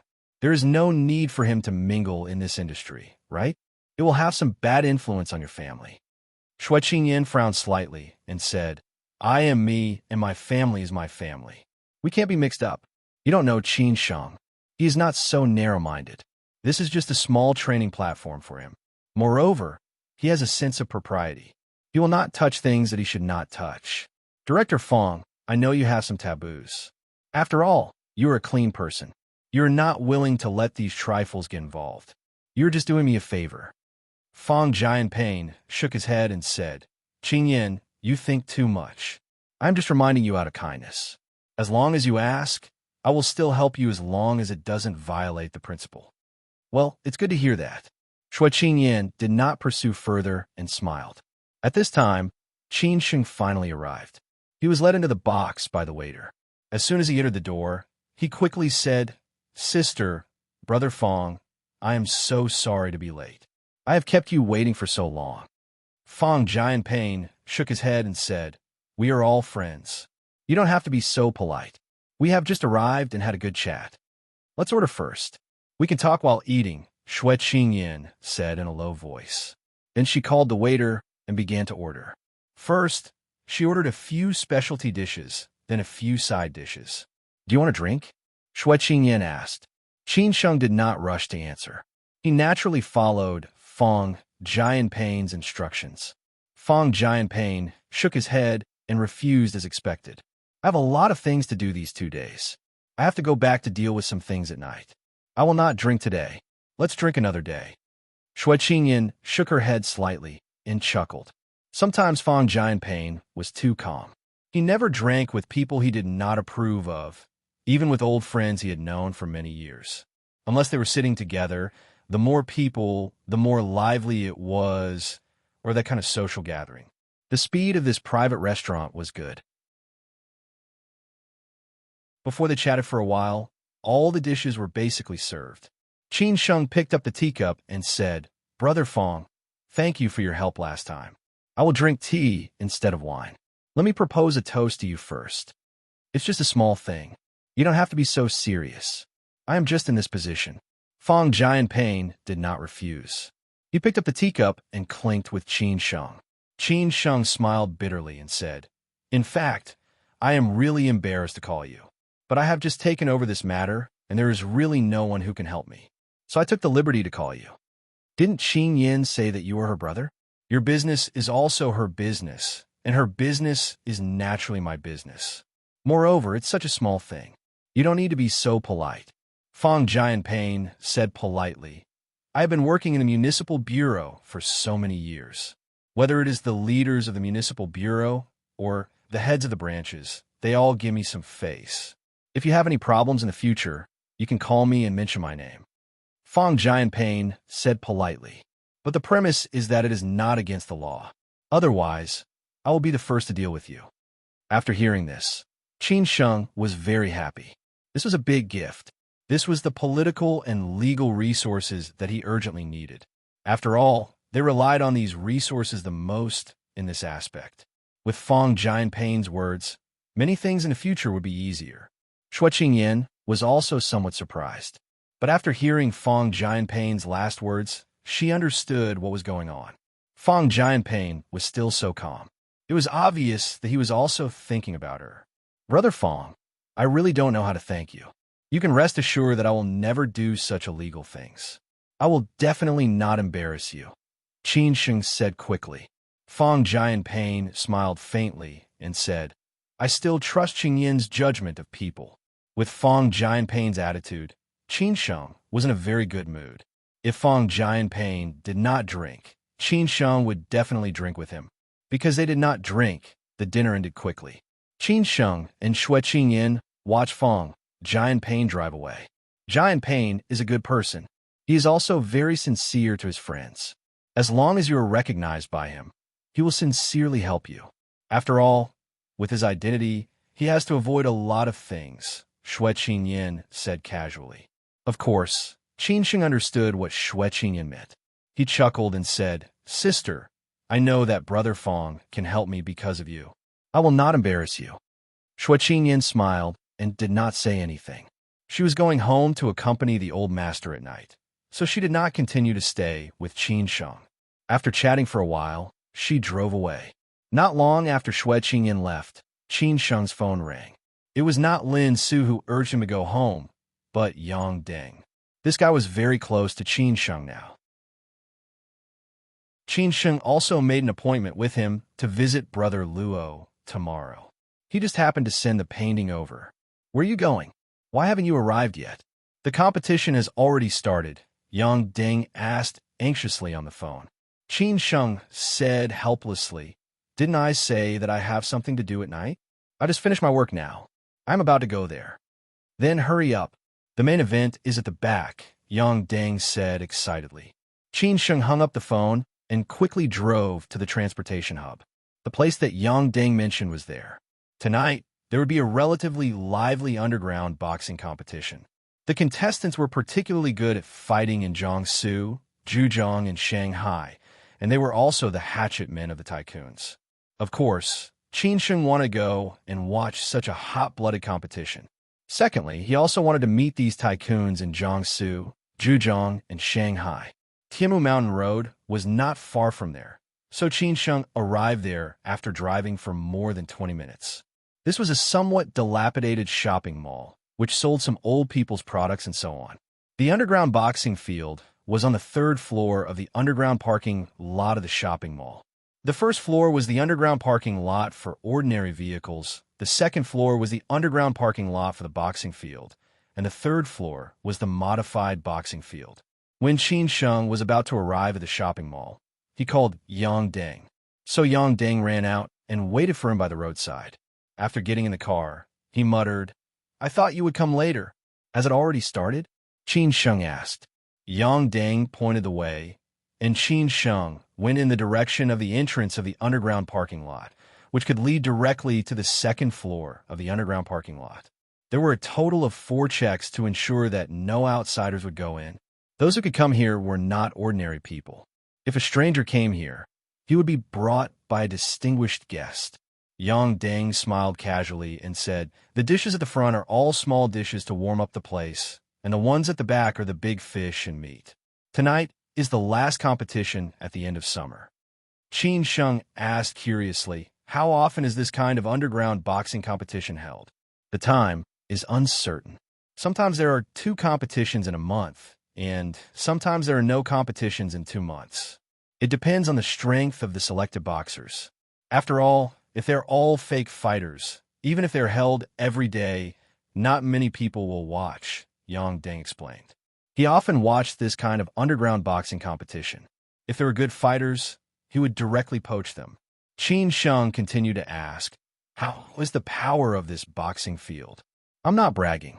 This is the most powerful boxing field in the whole of Zhejiang. The last time it was held was in early June. Do you know how many bets were placed on that competition?" Yang Deng laughed. Qin Sheng asked subconsciously, "How much?" 300 million. Yang Deng gave the answer directly. Chapter 257. It's too late. There were many gray industries everywhere. As long as there were enough tempting benefits, anyone would dare to take risks out of desperation. Moreover, in the case of powerful background and resources, many things could be turned a blind eye. This kind of underground boxing field was not rare everywhere. Men all liked this kind of violent and exciting scene. There were so many rich tycoons in Jiangsu, Zhejiang, and Shanghai. When they were rich to a certain extent, they would spend money to have fun. Therefore, some people catered to their liking. At the entrance of the underground garage, the first security only asked them where they were going. After confirming that they were going to the boxing field, they let them go. If they were going to the shopping mall, they could not go through the underground garage here. The second layer of security was to park the car in the underground garage and enter through a secret door. There were several men in charge at the door. Yang Deng handed a black card to them. There was no logo on the card. After they confirmed their identities with the computer, they let Yang Deng and Qin Sheng in respectfully. The third security was in the corridor where they were about to enter the underground boxing field. There were professional detection equipment there. No matter who it was, they had to be searched and could not bring any dangerous items. Then they could go in. The last security was at the entrance of the boxing field. This time, they checked the tickets they had bought. At the same time, they had to put things such as mobile phones into the VIP room. No video related to the boxing field was allowed to be leaked.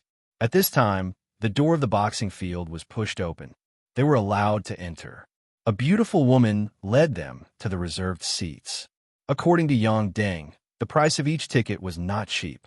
The most expensive one was in the front row, which cost more than 100,000 yuan. The cheapest one was in the back row, which cost only a few thousand yuan. After Qin Sheng followed Yang Deng into the boxing field, he found that it was a completely different world inside. It was similar to that kind of professional boxing field, except that it was in the style of heavy metal. In the middle was a huge ring, surrounded by seats. There were about 500 seats. 2 meters away from a ring was the resting area for the boxers and the boss. At this moment, the whole boxing field was almost overcrowded. The competition was also going on. The audience below was shouting and cheering as if they had been injected with chicken blood. There were also many staff walking in the boxing field. In addition to needing some food and drinks, the most important thing was to raise the stakes. Because gambling was human nature was unpredictable, especially greed and self-confidence. Therefore, these rich people would sometimes raise the stakes temporarily when they were hot-headed. In this underground boxing field, you could gamble as much as you wanted as long as it was within the scope of the gambling pool bonus. Once, there was a tycoon who gambled 80 million yuan on his boxers and finally won nearly 200 million yuan. That was the biggest 300 million game at that time. As long as you dared to raise the stakes, the boxing field dared to accept, because those who could raise the stakes were the VIPs of the boxing field. The boss of the boxing field knew their assets more detailed than anyone else. He was never afraid that anyone would owe him. If you had no money, the boxing field could provide you could get a loan with low interest as long as you dare to play. The boxing field could make a long many. To the boxing field for boxing. Lao Yang, where did you go? After Qin Sheng and Yang Deng sat in their seats, Yang Deng's friend next to them muttered. This was the third row, which was relatively close to the ring. Each ticket cost tens of thousands of yuan. Just by selling tickets, the whole boxing field could earn tens of millions of yuan. It could be seen how huge the profit was. Yang Deng explained casually. I went out to pick up my friend. How was it? Who won the second round just now? The boxer in northern Jiangsu won, Yang Deng's friend muttered. He had a crew cut and wore earrings, looking cynical. Yang Deng laughed and scolded. Who didn't listen to me? If you bet on him, you would have earned more than 100,000 yuan tonight. Damn it.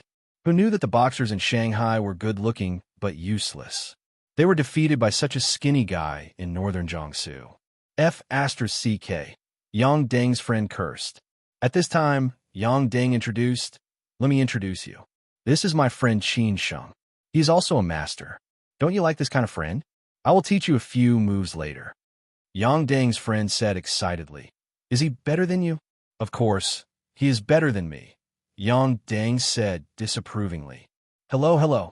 The boyfriend stopped talking and immediately stood up excitedly to greet Qin Sheng. He said with a smile, My name is Ma Chao.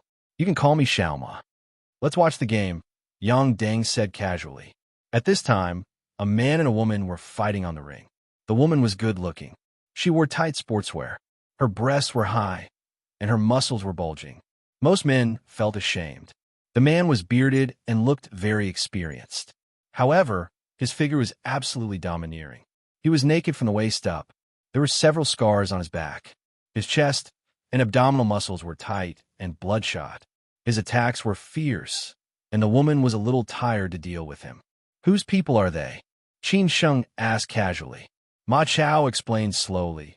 The woman is from Lin Songhao in Ningbo. This guy is a collateral relative of the Lin family in Ningbo. He has been domineering in Ningbo these years. He likes dog fighting and boxing the most. The man is from landlord Tian in Suzhou. It is said that he has the most land in Suzhou. They all bet 10 million yuan. Who do you think will win? Yang Deng frowned and said, This is only the third game. They're so fierce. There are still 5 games to go. Ma Chao said disdainfully, I bet 100,000 yuan on landlord Tian's boxer. They're all rich people. Why do we care so much about them? Yang Deng asked with great interest. Qin Sheng, you have also watched the game for a while. Based on your insight as an expert, who will win? Qin Sheng said directly, the woman. After Qin Sheng said that, Ma Chao laughed out loud. Obviously, he was somewhat disdainful. After Ma Chao stopped laughing, he explained, My brother, don't worry. This woman definitely can't win. No woman has ever won in this boxing field. Do you know what the odds are tonight? The odds for that woman are 1-2. Qin Sheng said thoughtfully. The woman seems to be struggling a little. I think she is pretending to be weak on purpose and reserving her strength. The man's attacks are not reduced, but he has never hurt the woman seriously. The woman is just waiting for a chance. A woman's heart is like a needle at the bottom of the sea. Yang Ding did not care about the noise around him at all. After watching the game for more than 10 seconds, he immediately pressed the service bell. After a short while, a beautiful waitress ran over and asked, "Sir, what can I do for you?" Yang Ding replied without hesitation, "Increase the bet." The woman, "Add 500,000 yuan." Upon hearing that, Ma Chao frowned and said, "Lao Yang, are you crazy? No woman has ever won in this place. Your money is going to go down the drain. If you don't believe me, just wait and see." Yang Ding did not pay attention to him at all. At this time, Qin Sheng also smiled and said, "Help me to bet 100,000 yuan. Poor people can bet less. I will put it on your tab and transfer it to you when I lose." Yang Ding did not talk much at all. He took out the black card and answered cheerfully, "Okay, I will add 600,000 yuan. This is my VIP card. You go and put it on the tab." Ma Chao stared at the two of them with a dumbfounded look. He could understand why Qin Sheng was crazy. After all, it was estimated that it was Qin Sheng's first time here. However, Yang Ding was a regular here. How could he not know that those who could go to this boxing field were not ordinary people? No woman had ever won in this game. The situation on the field was quite anxious. The woman was obviously at a disadvantage. However, she could adjust at the critical moment every time. The man seemed to be somewhat flustered and exasperated. He wanted to win the woman in one go, but he could not find the woman's fatal loophole at all. His steps and movements were somewhat messy. After the waitress sent Yang Ding's VIP card back, Qin Sheng asked curiously, "What are the rules of this boxing field?" Yang Ding explained, "There are no rules. It depends on one's own ability. Any kind of trick is fine. You don't need to be afraid of crippling, injuring, or even killing your opponent. As long as you can make your opponent lose the ability to fight, that's all." However, it seems that someone has died once. The others are basically seriously injured. Qin Sheng said thoughtfully, "This is quite a big game. However, for this kind of place, only such a way of playing can attract people." Ma Chao did not bother to pay attention to the two lunatics anymore. He just stared at the situation on the field attentively, waiting to see how he could slap his opponent in the face later. Qin Sheng said, "This man Xingyi boxing has not reached the level yet." At the beginning, Xingyi boxing was called the 6 combinations of mind and will boxing. That is, the combination of mind and will, the combination of qi and qi, the combination of qi and strength, the combination of shoulder and hip, the combination of elbow and knee, and the combination of hand and foot. It is further divided into chopping boxing, drilling boxing, bursting boxing, blast boxing, and horizontal boxing. The 12 shapes boxing is an actual combat skill created by imitating the movement characteristics of 12 kinds of animals. They are dragon shape, tiger shape, bear shape, snake shape, mantis shape, monkey shape, horse shape, chicken shape, swallow shape, bird shape, sparrow shape, and eagle shape. Look at his movements. It is obvious that some of them are somewhat out of shape. He exerted too much force and did not know how to withdraw. He just wanted to overwhelm others with his momentum. Qin Sheng began to explain. Yang Ding seemed to be thinking about something. He was more or less a martial artist with extraordinary skills. However, his eyesight was not as good as Qin Sheng's. Following closely, Yang Ding asked, "What about this woman?" Qin Sheng continued to analyze as he said, "This woman has a lot of tricks. She knows Wing Chun, Hong Quan, and bouncing legs. I think bouncing legs is her real strength. Every time at a critical moment, she would rely on bouncing legs to save herself." Although Ma Chao did not believe that this woman could win, he listened to Qin Sheng's words and observed the situation on the field according to Qin Sheng's words. It seemed that what Qin Sheng said was true. He began to doubt the situation tonight. At this time, the man seemed to be somewhat out of strength. His movements began to be out of shape. Every time he exerted force, he could not do it properly. The woman, who had been playing the trick of retreating in order to advance, was ready to exert force. All the spectators present were cheering for the man and asking him to win the fight as soon as possible. Everyone was still waiting for the main show. After all, there were still 5 rounds left. Occasionally, a few people cheered for the woman, but they were all drowned in the crowd. Obviously, they had bet on the woman with a small bet. At this time, the woman took advantage of a flaw on the man's side. She suddenly raised her knee and exerted force. She stepped on the back of the man's leg and jumped up. After that, she kicked the back of the man's head abruptly. The man, who had been paralyzed by the woman long ago, did not have time to react at all. He was directly thrown to the ground and began to faint. All the spectators present were shocked. Hisses and screams rang out everywhere. "What the F*** Ma Chao shouted subconsciously. Following that, he knew that Qin Sheng had definitely guessed right tonight. He pressed the service bell in a hurry, intending to ask the waiter to increase the bet. Qin Sheng shook his head as he said, "It's too late." It was not easy for the woman to find a flaw. She did not want to miss it. The back of the head was one of the most vulnerable parts of the head. This kick was enough to make the man faint for a few seconds. In a fight between 2 masters, this short period of time was a moment of life and death. The woman took advantage of the man and advanced. Almost all of the following moves were killing moves. She aimed directly at the man's important parts, especially his head. In less than 10 seconds, the man fell to the ground with a bang and could not get up anymore. All the spectators present were in an uproar. The woman screamed at the top of her voice to vent her resentment.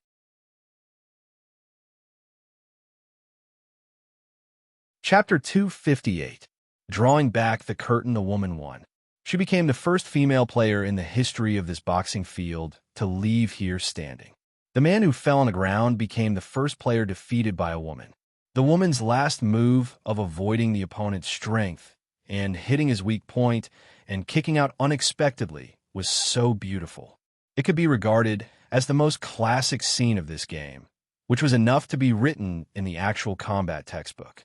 Most of the audience did not expect that the woman could win. Maybe even her boss did not think that she could win. The boxing field knew the strength of the players more or less. After all, they had investigated. Otherwise, how could they make the odds? If the game was one-sided or the game was not exciting enough on purpose, it would ruin their own reputation. The whole boxing field was very noisy at this time. Some people cheered for the woman, and some people scolded the man, who lost money. However, such a reversal was wonderful enough.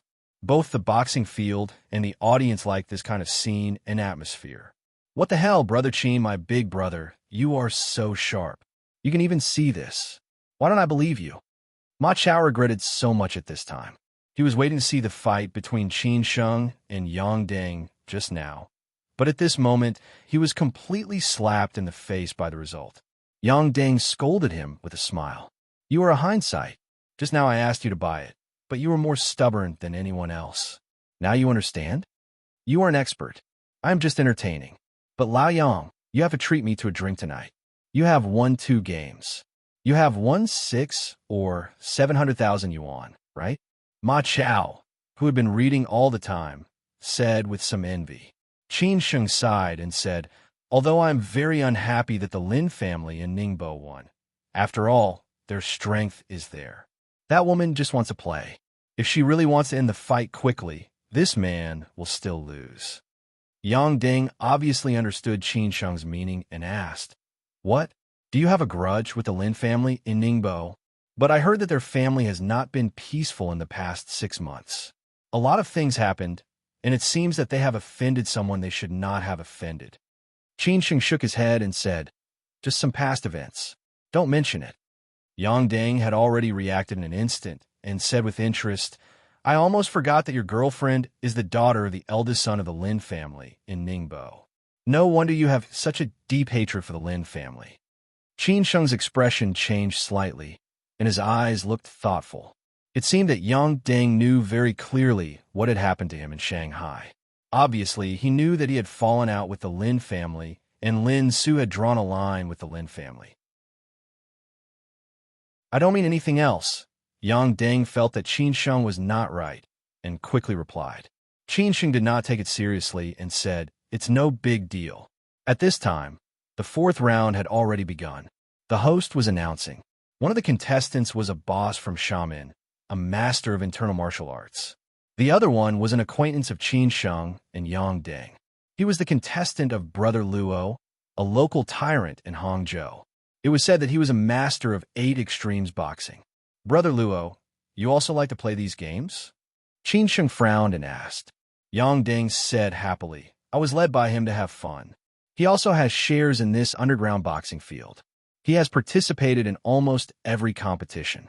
The last highlight tonight is him versus Yuan Ku." "Ha ha, it's interesting, isn't it?" Qin Sheng was shocked as he said, "Yuan Ku is here too?" Yang Deng explained slowly, "Tonight several big shots on our side have all sent their people. Yuan Ku's team also came here in a group. They're going to fight against us. So this is the most interesting part of tonight. Let's see who can win this battle. This is also the most important reason why I brought you here." Qin Sheng narrowed his eyes and said, "If I had known this earlier, I could have lent you 2 men and let you fight for your pride. Are you going to fight? If you want to do it, it's totally fine. Let's see who wins and who loses in the last show. If we win, then there's nothing to worry about. If we lose, then we'll have to rely on you to win," Yang Deng said excitedly. In that case, the scene tonight would be even more lively. Qin Sheng was curious about the rules, so he said, "If we lose, how can we win this battle?" "If the last one wins, he can accept the challenge of any audience or the contestants who won before. The odds are set by the casino. You can bet in half an hour," Yang Deng explained again. After Qin Sheng heard that, he said happily, "The rules of this boxing field are really interesting. You can play as big as you want." "Why? Are you interested?" Yang Deng asked. Qin Sheng said with a smile, "Are you sure that we will lose?" "Not necessarily. I'm just saying that if we lose, are you interested?" Yang Deng said with a smile. Qin Sheng thought for a while and said, "Let's talk about it at that time." At this time, the 2 boxers on the field had already started a fight. Both of them were tentative attacks without any real attacks. Qin Sheng, who was bored, looked at the audience on the scene. He first went to the resting area closest to the ring, where the contestants and the bosses of tonight's competition were. As expected, he saw Yuan Ku and Brother Luo. However, there were other men sitting next to them. It seemed that their identities were not ordinary. They should be the tycoons of the 2 different camps that Yang Deng had mentioned. Qin Sheng continued to look down and saw an acquaintance he had met in Shanghai. It was Boss Li, who had invited him to have a meal in Sinan Mansion and wanted to draw him to his side and be loyal to him. However, Qin Sheng had refused him tactfully in the end. It did not occur to him that Boss Li would come here tonight. Qin Sheng continued to look at the audience in the front row and found several acquaintances, who were all friends of Chowda. It did not occur to him that these rich people were really feverish with money and liked this kind of exciting scene. "Brother Qin, who do you think will win this battle? The shaman guy or me, Master Luo?" Ma Chao asked eagerly.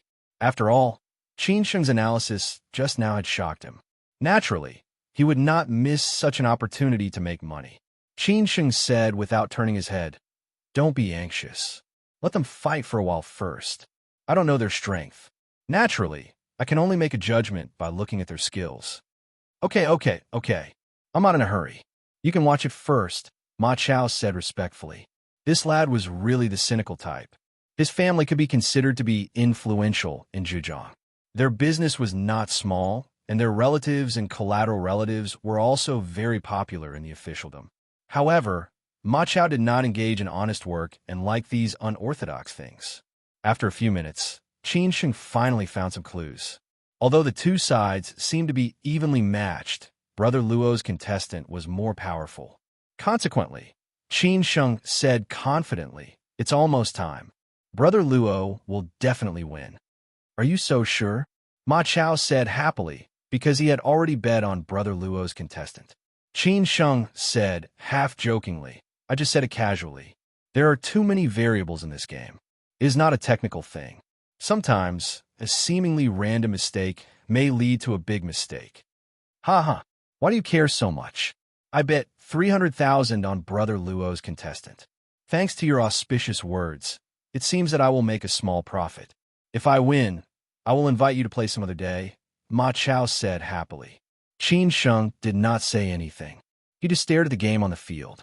Originally, he was a martial artist. He also liked this kind of game. Although it was not gambling, he could learn a lot of tricks, which would be more helpful for his actual combat in the future. The game entered the second half. The contestants on both sides finally started to exert their strength. After suffering a few small losses, Brother Luo's contestant finally broke out his real strength. He smashed his opponent's ribs with a heavy elbow. Immediately after that, he lowered his shoulder and directly knocked his opponent out. He spat out blood continuously and completely lost his combat capability. The referee announced that Brother Luo's contestant was going to fight. The whole audience became excited again. This game was more violent than the one just now. The more violent the game was, the more the audience liked it. Ma Chao happily high-fived Yang Ding and Qin Sheng to celebrate. Yang Ding also bet 200,000 on Brother Luo's contestant. Tonight, he bet a total of 3 million. Excluding the temporary increase just now, this amount of money was not a big amount for him. Moreover, he lost less and won more. Ma Chao shouted to Brother Luo below the field. Master Luo, you are awesome. Brother Luo obviously recognized Ma Chao's voice. He turned his head subconsciously and looked in this direction.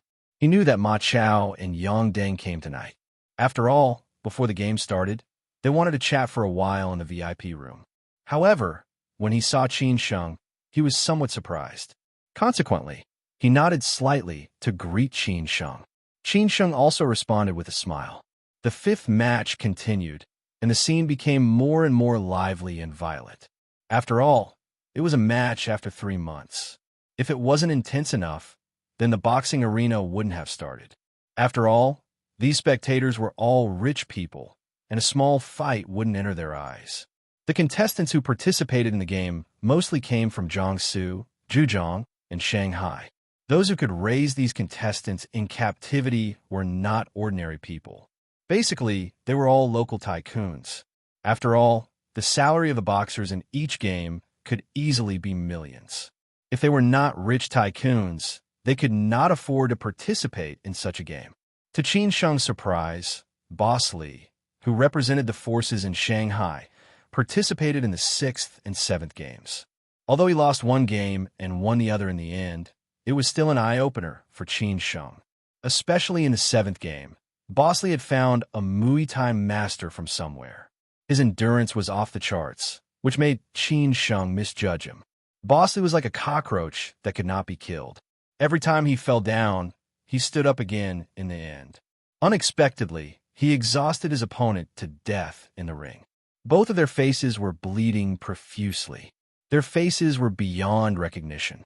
There were wounds everywhere on their bodies. However, they still persisted until the end. This also made the atmosphere of the game reach the climax that night. Every time the two of them stood up, the audience would burst into warm applause. In the end, the Muay Thai master won the game at the cost of hurting his opponent and himself. He made a great contribution to Boss Li. Qin Sheng and Yang Gang said at the same time, "This man is not simple. He should have experienced countless actual battles. The murderous aura and tenacity in his eyes are not comparable to ordinary people. I guess he has killed people before and has been forced into a desperate situation." After Ma Chao, who was a layman, finished watching the game, he just said excitedly, "Awesome. Exciting. If I had that kind of skill, how King awesome would I be?" Qin Sheng also said expectantly, "The 7th game has been so exciting." The last game should not let you down. Yang Ding asked this time. In this game, the contestant that Brother Luo has found is said to be the direct disciple of a master. The appearance fee that Brother Luo has offered is 5 million. Do you think he can win? Qin Sheng said, half-jokingly, since Brother Luo is willing to spend money, of course, Yuan Ko will not be stingy. Sometimes, face is more important than money. Yang Deng laughed and said, "That's true. It's interesting."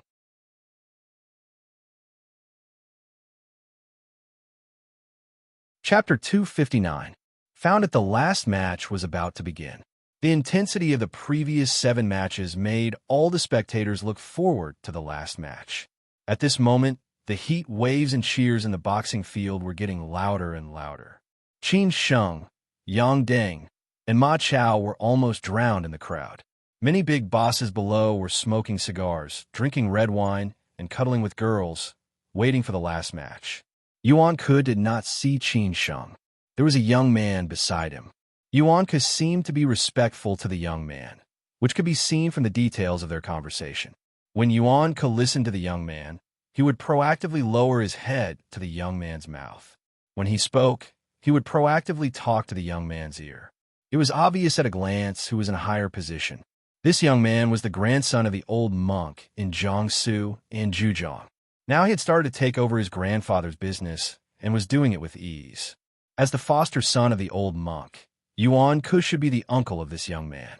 How could he be so respectful to the young man and even fawn on the powerful? Because the old monk had never cared about his foster sons at all. Unlike Third Master Wu, who only had 2 foster sons, the old monk had 7 or 8 foster sons. 3 of them had died or had accidents. He knew what this group of people needed. It was nothing more than his resources and background. What he needed was loyalty and ability. Both of them needed each other. However, the old monk's attitude toward his relatives was different.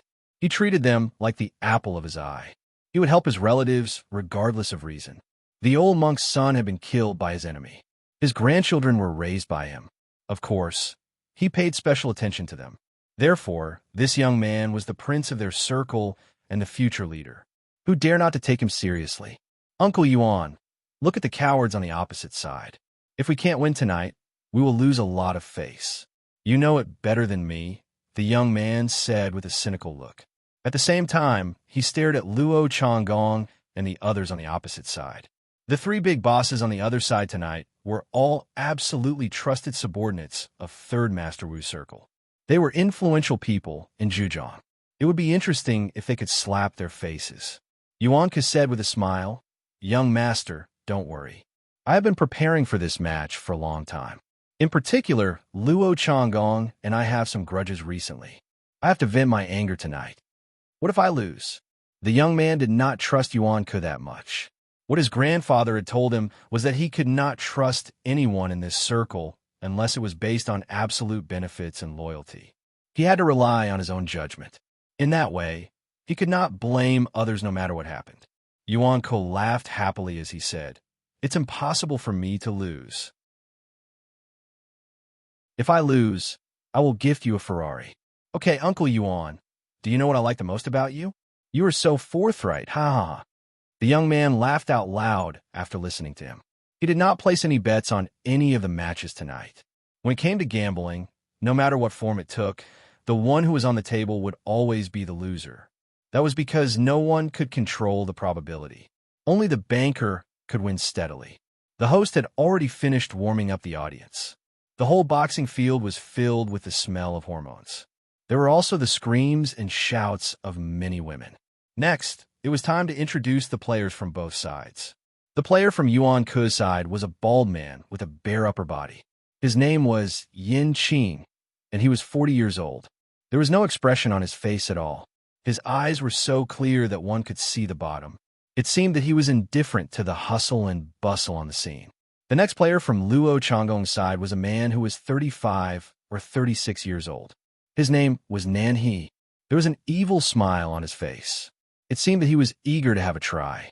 He kept provoking Yin Qing, who was opposite to him, as if he could not wait to kill Yin Qing. One was active while the other was inactive, which formed a strong contrast. This was the selling point. Ma Chao started to curse Yang Deng as he said, "I think the players on Yuan Ke's side are already scared. They all look a bit terrible. Look at the ones on our side. They are totally like fierce tigers coming down a mountain. We will win for sure tonight."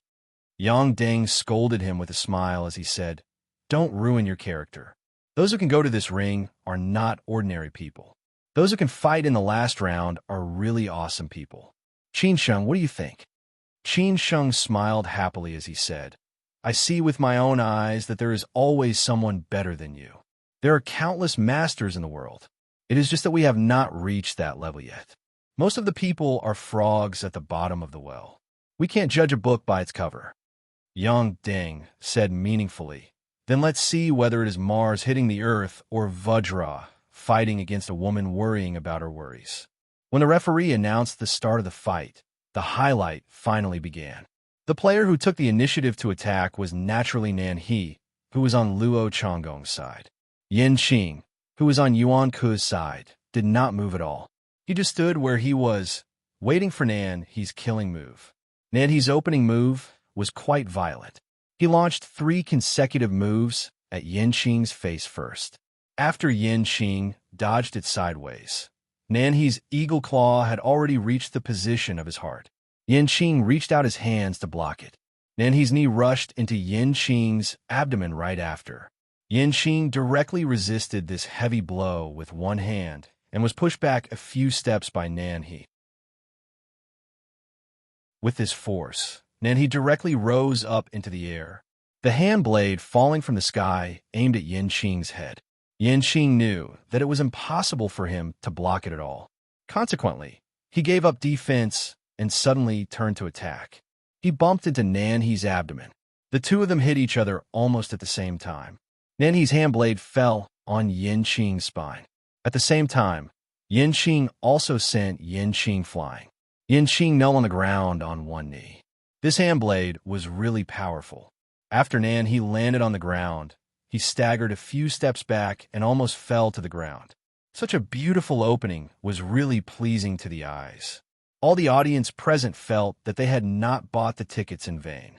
Ma Chao shouted subconsciously, "Beautiful." However, Qin Sheng and Yang Deng were somewhat worried. Yang Deng said, "I don't know whether the players on Brother Luo's side are so fierce on purpose or they are always like this. The bald guy Yuan Ku's reaction speed is quite fast." Qin Sheng nodded silently and said, "This is also what I want to say. I'm afraid that it will be a disaster." Qin Sheng was watching the competition in the underground boxing field. However, he did not know that his old enemy in Shanghai, Feng He, had finally found out his whereabouts. After getting the exact news, Feng He could not wait to call Yin Chaozong. "Young master, I've already found their whereabouts," Feng He said excitedly. He was still waiting to take revenge on Qin Sheng. Moreover, Qin Sheng had caused the Yin family to suffer such a great loss. Not only did they lose face, but they also suffered heavy casualties. When Yin Chaozong, who was socializing in the nightclub, heard this news, he, who had been slightly drunk, sobered up instantly. He said in a hurry, "Wait a minute. It's a little noisy inside. Let me come out first." After hanging up the phone, Yin Chaozong immediately said goodbye to his several friends and ran out of the nightclub. After finding a quiet place, he directly called Feng He back and said, "You said you found out their whereabouts?" Feng He said confidently, "Yes, young master. I have found out." Yin Chaozong said excitedly, "Are you sure? Where are they now?" "Hangzhou," Feng He said simply and straightforwardly. Yin Chaozong could not help but swear. F*CK. He did not expect that after such a long investigation, these two people were actually under his nose, but he did not find them at all. He had to admit that Qin Sheng and Lin Su hid really well. Yin Chaozong frowned and asked, "Have they always been in Hangzhou?" Feng He explained in a hurry, "No, they just arrived in Hangzhou 2 months ago. They went to Xiamen in February or March this year. Since then, they have been living in Xiamen." Lin Su opened a cafe. Qin Sheng might have been seriously injured that night and has been recuperating. Yin Chaozong continued to ask, "Seriously injured? Did you find out what happened that night? Was Qin Sheng saved by someone, or did he hide his strength and kill all of us?" Yin Chaozong continued to ask. Feng He shook his head and said, "I don't know about this. I didn't find any clues." Yin Chaozong gritted his teeth and asked, "What's their situation in Hangzhou now? Have you found out the specific information?" Yin Chaozong gritted his teeth and asked. Qin Sheng and Lin Su had made him lose face in Shanghai. After he found them this time, he would definitely not let them off. Feng He said slowly, "At present, I only know the general situation." Qin Sheng is the deputy general manager of a Yuanda holding group, and Lin Su is working in a charity foundation. Tut, tut, tut. I haven't seen you for half a year, and you have already become a deputy general manager. You're really not simple. Don't you know that Yangtze River Delta is my territory? Yin Xiaozong said in a rather domineering manner. However, he seemed to have forgotten that just half a month ago, he was ruthlessly played by the rich playboys in Siju City. Originally, he wanted to get back at them. However, after knowing the background of those playboys, Yin Xiaozong completely lost his temper. Why? Because he did not have the strength to challenge any of their families, especially that woman. If he really wanted to make trouble for her, he would have to apologize. After coming to himself, Yin Xiaozong immediately ordered, I want to know everything about them in Hangzhou. Keep an eye on them. This time, I will let them pay the price. Qin Sheng definitely did not expect that Yin Xiaozong would get the news of him when he just got a foothold in Hangzhou. The pressure came one after another. How should he face everything that would happen next? In the underground boxing field of Hangzhou, at this time, the competition had reached the most critical moment. Yin Qing, who was on Yuan Ku's side, gradually gained the upper hand, while Nan He, who was on Brother Luo's side, began to show signs of weakness. Anyone with a discerning eye could see that. In the resting area in the front row, the grandson of the old monk from Jiangsu and Zhujiang sighed and said, Uncle Yuan, it seems that I can't win this Ferrari. However, as long as I can win this competition, I will send you 2 beauties from Zhujiang University. Yuan Ku said proudly, Then I will thank you for your kindness in advance, young master. In contrast, the faces of the people on Luo Changgong's side were very gloomy at this time. If they lost this competition, they would lose face tonight. Now, money was not a big deal. Face was the most important thing. Qin Sheng and Yang Deng stared at the situation on the field. Ma Chao could not help but sigh and said, Are we going to lose? Not necessarily, Yang Deng said casually.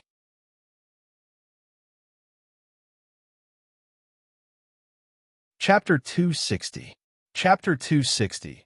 This match was different from the previous matches, in which Yin Qing deliberately showed weakness to numb his opponent. It was either a lion fighting a rabbit because there was a huge gap between their strengths, or a well-matched opponent who had been in a stalemate and finally won by luck in a small-scale fight. Both of them were masters with great strength in this match. However, Nan He was good at taking the initiative to attack, while Yin Qing liked to defend passively. Later, he fought with Nan He in details. The match had always been very fierce. Both sides had brought a visual feast like a movie. However, this was a match after all. Yin Qing was really unmoved. No matter how Nan He attacked, he could find a way to resolve it, and then look for a chance to fight back. However, Nan He did not give him a chance. Most of the time, both sides were injured and no one took advantage of them. This was like the defensive counterattack in a football match. The defense was as solid as a piece of ironboard. No matter how the opponent attacked, the opponent would not be afraid in the face of danger, and the counterattack would be vigorous. Even if the opponent could not win the match, the opponent would be exhausted both mentally and physically. The person that Yuan Ku and the others found was not an ordinary person. He was an authentic Shaolin monk. Later, he traveled to many places to pursue the peak of martial arts. Meanwhile, he wanted to challenge all kinds of masters. Fortunately, he got to know the master of the old monk in Jiangsu and Zhujiang. He had been meditating in the temple. This time, he was going to go out again. When Yuan Ku accompanied the old monk back to the temple, he happened to know the existence of this great man. This time, knowing that this great man was going to leave, he tried to trick him to come here. For such a great man, money was nothing. What really attracted him was that he could challenge all kinds of masters. For example, meeting Nan He made him feel that tonight's trip was worthwhile. Otherwise, he would definitely not participate in this kind of thing next time. Before Qin Sheng finished his words, everyone could not tell who would win and who would lose. After all, the match was too fierce and anxious. Everyone in the study room had their own victories and defeats. No one could make the final decision. Nan He's strategy of taking the initiative to attack was easy to deal with opponents who were not as strong as him. Even if he met an opponent who was well-matched, he could take advantage of this momentum to overwhelm the opponent. However, today, he met Yin Qing, who had experienced too many big scenes and could be so calm that others could not get angry. The longer the match went on, the easier it would be for him to show his flaws. And he was in such a situation at the moment. The setback in his offense and the pressure in his defense made him gradually increase the intensity of his offense. He believed that Yin Qing's physical strength was certainly not as good as before. As long as he suddenly increased the intensity of his offense, Yin Qing's defense would probably collapse. However, this was just what he thought. Yin Qing wanted to trick him in this way. Therefore, he purposely revealed a seemingly careless flaw. Then he fell into the trap without any hesitation and went straight to the Gate of Life. The Gate of Life came from Yin Qing's left rib. With a simple punch, Nanhee's power would be enough to break Yin Qing's ribs and damage his heart. Or, if Nanhee could kill Yin Qing instantly, the match would be over.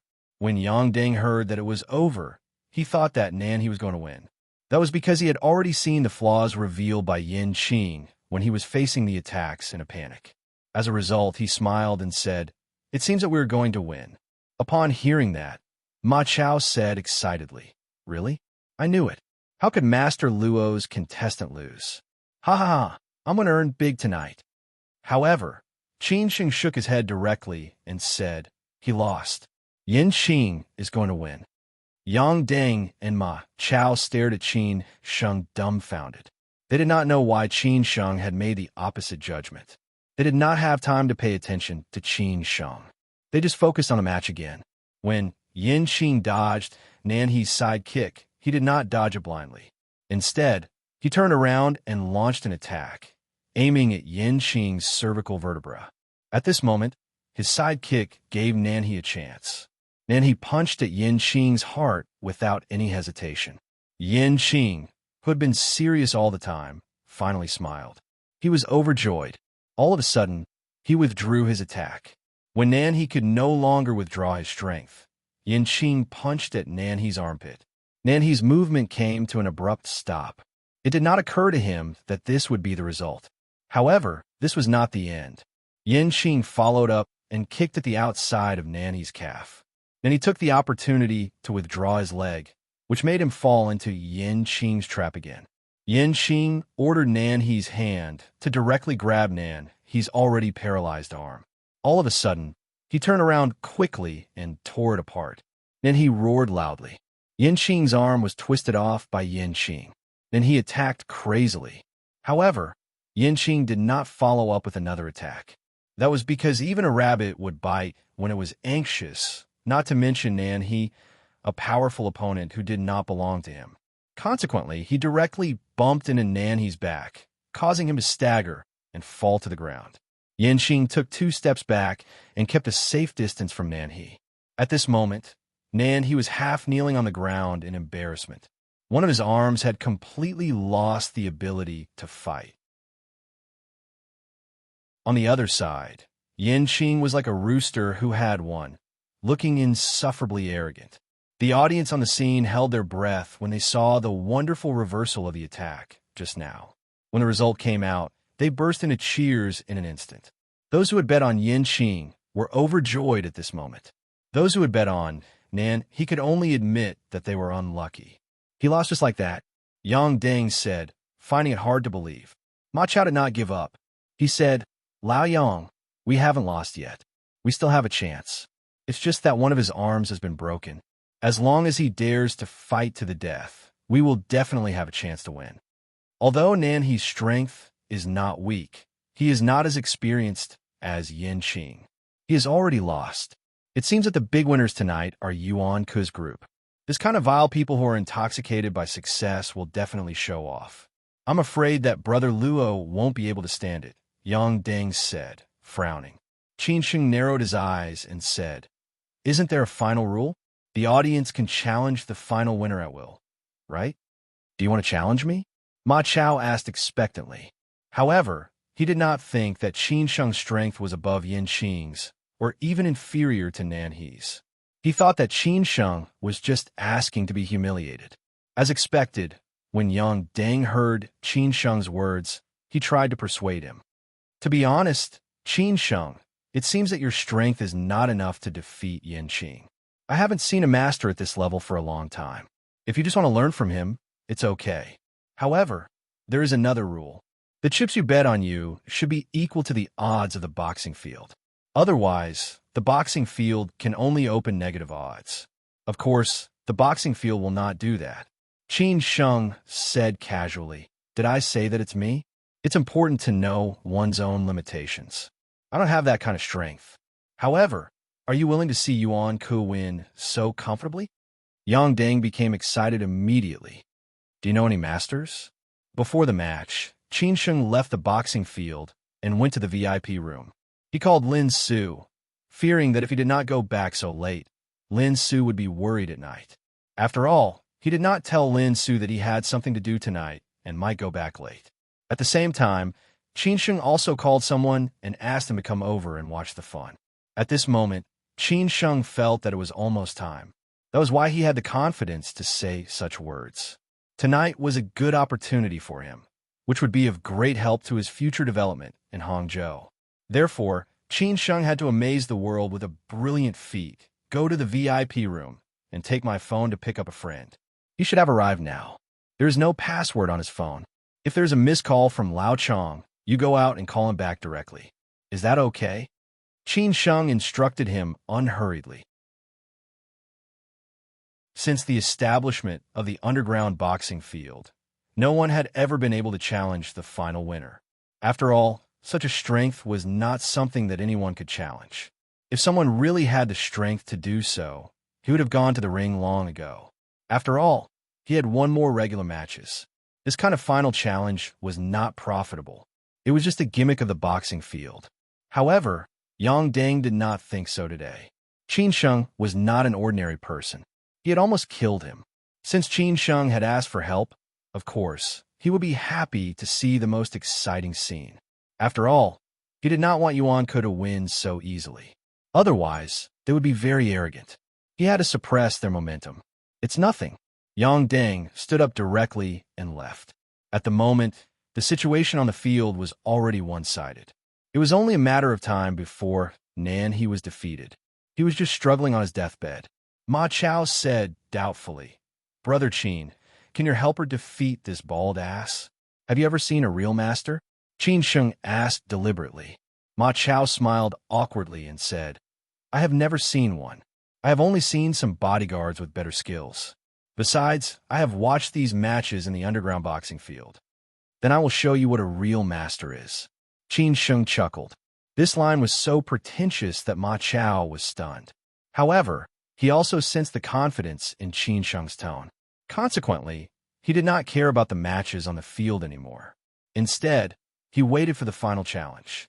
In the resting area next to the ring, Yuan Ku and the others, who had been waiting for the result of the match, did not care about the mess on the field at all. They smoked cigars, drank red wine, and talked cheerfully. In contrast, Luo Chonggong and the others, who were over there, were livid. They thought it was not necessary to continue the match. Consequently, they called the staff of the boxing field and said something. The staff of the boxing field immediately informed the referee. The referee blew the whistle and announced the end of the match. At the same time, he held Yin Qing's hand and said, "I announce the end of the match. The winner of this match is Yin Qing." All the people on the field shouted Yin Qing's name loudly. Yin Qing also enjoyed the worship of the crowd.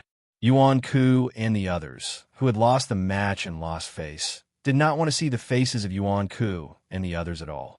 They stood up and prepared to leave without hesitation. The audience on the field also started to leave one after another. As for the prize money of the match, it will be transferred to their accounts after the match. They did not need to worry about it at all. At this moment, the host said casually, "Though the last match has come to an end, according to the rules of our boxing field, does anyone dare to challenge our winner, Yin Qing?" As usual, no one responded. Everyone was cursing and swearing. Who the hell would go up to court death?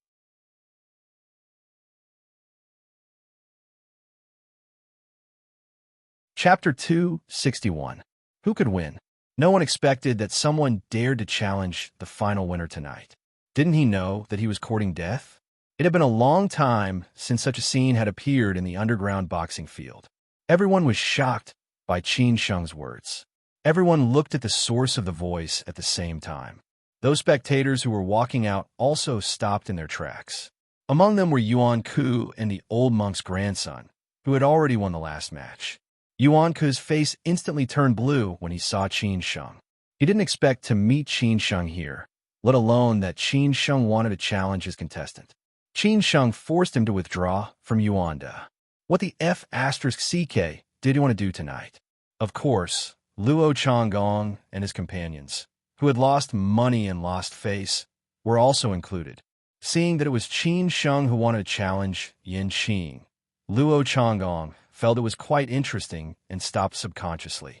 He didn't think that this young man was asking to be humiliated. Instead, he thought that Qin Sheng was full of confidence.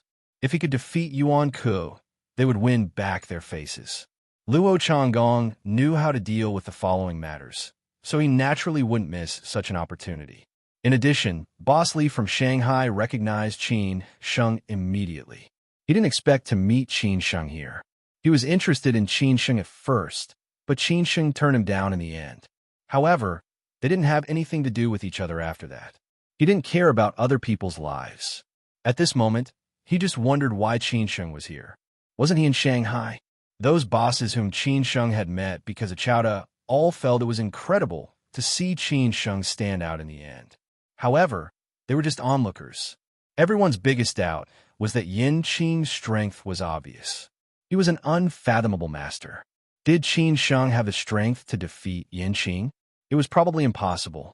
Anyway, someone wanted to challenge the final winner tonight, which made the audience excited. Everyone stayed to watch the fun again. "Oh, this friend, do you want to challenge our winner?" the host asked through the microphone. Yin Qing, who was in the ring, also stared at Qin Sheng, trying to judge whether Qin Sheng was a master or not.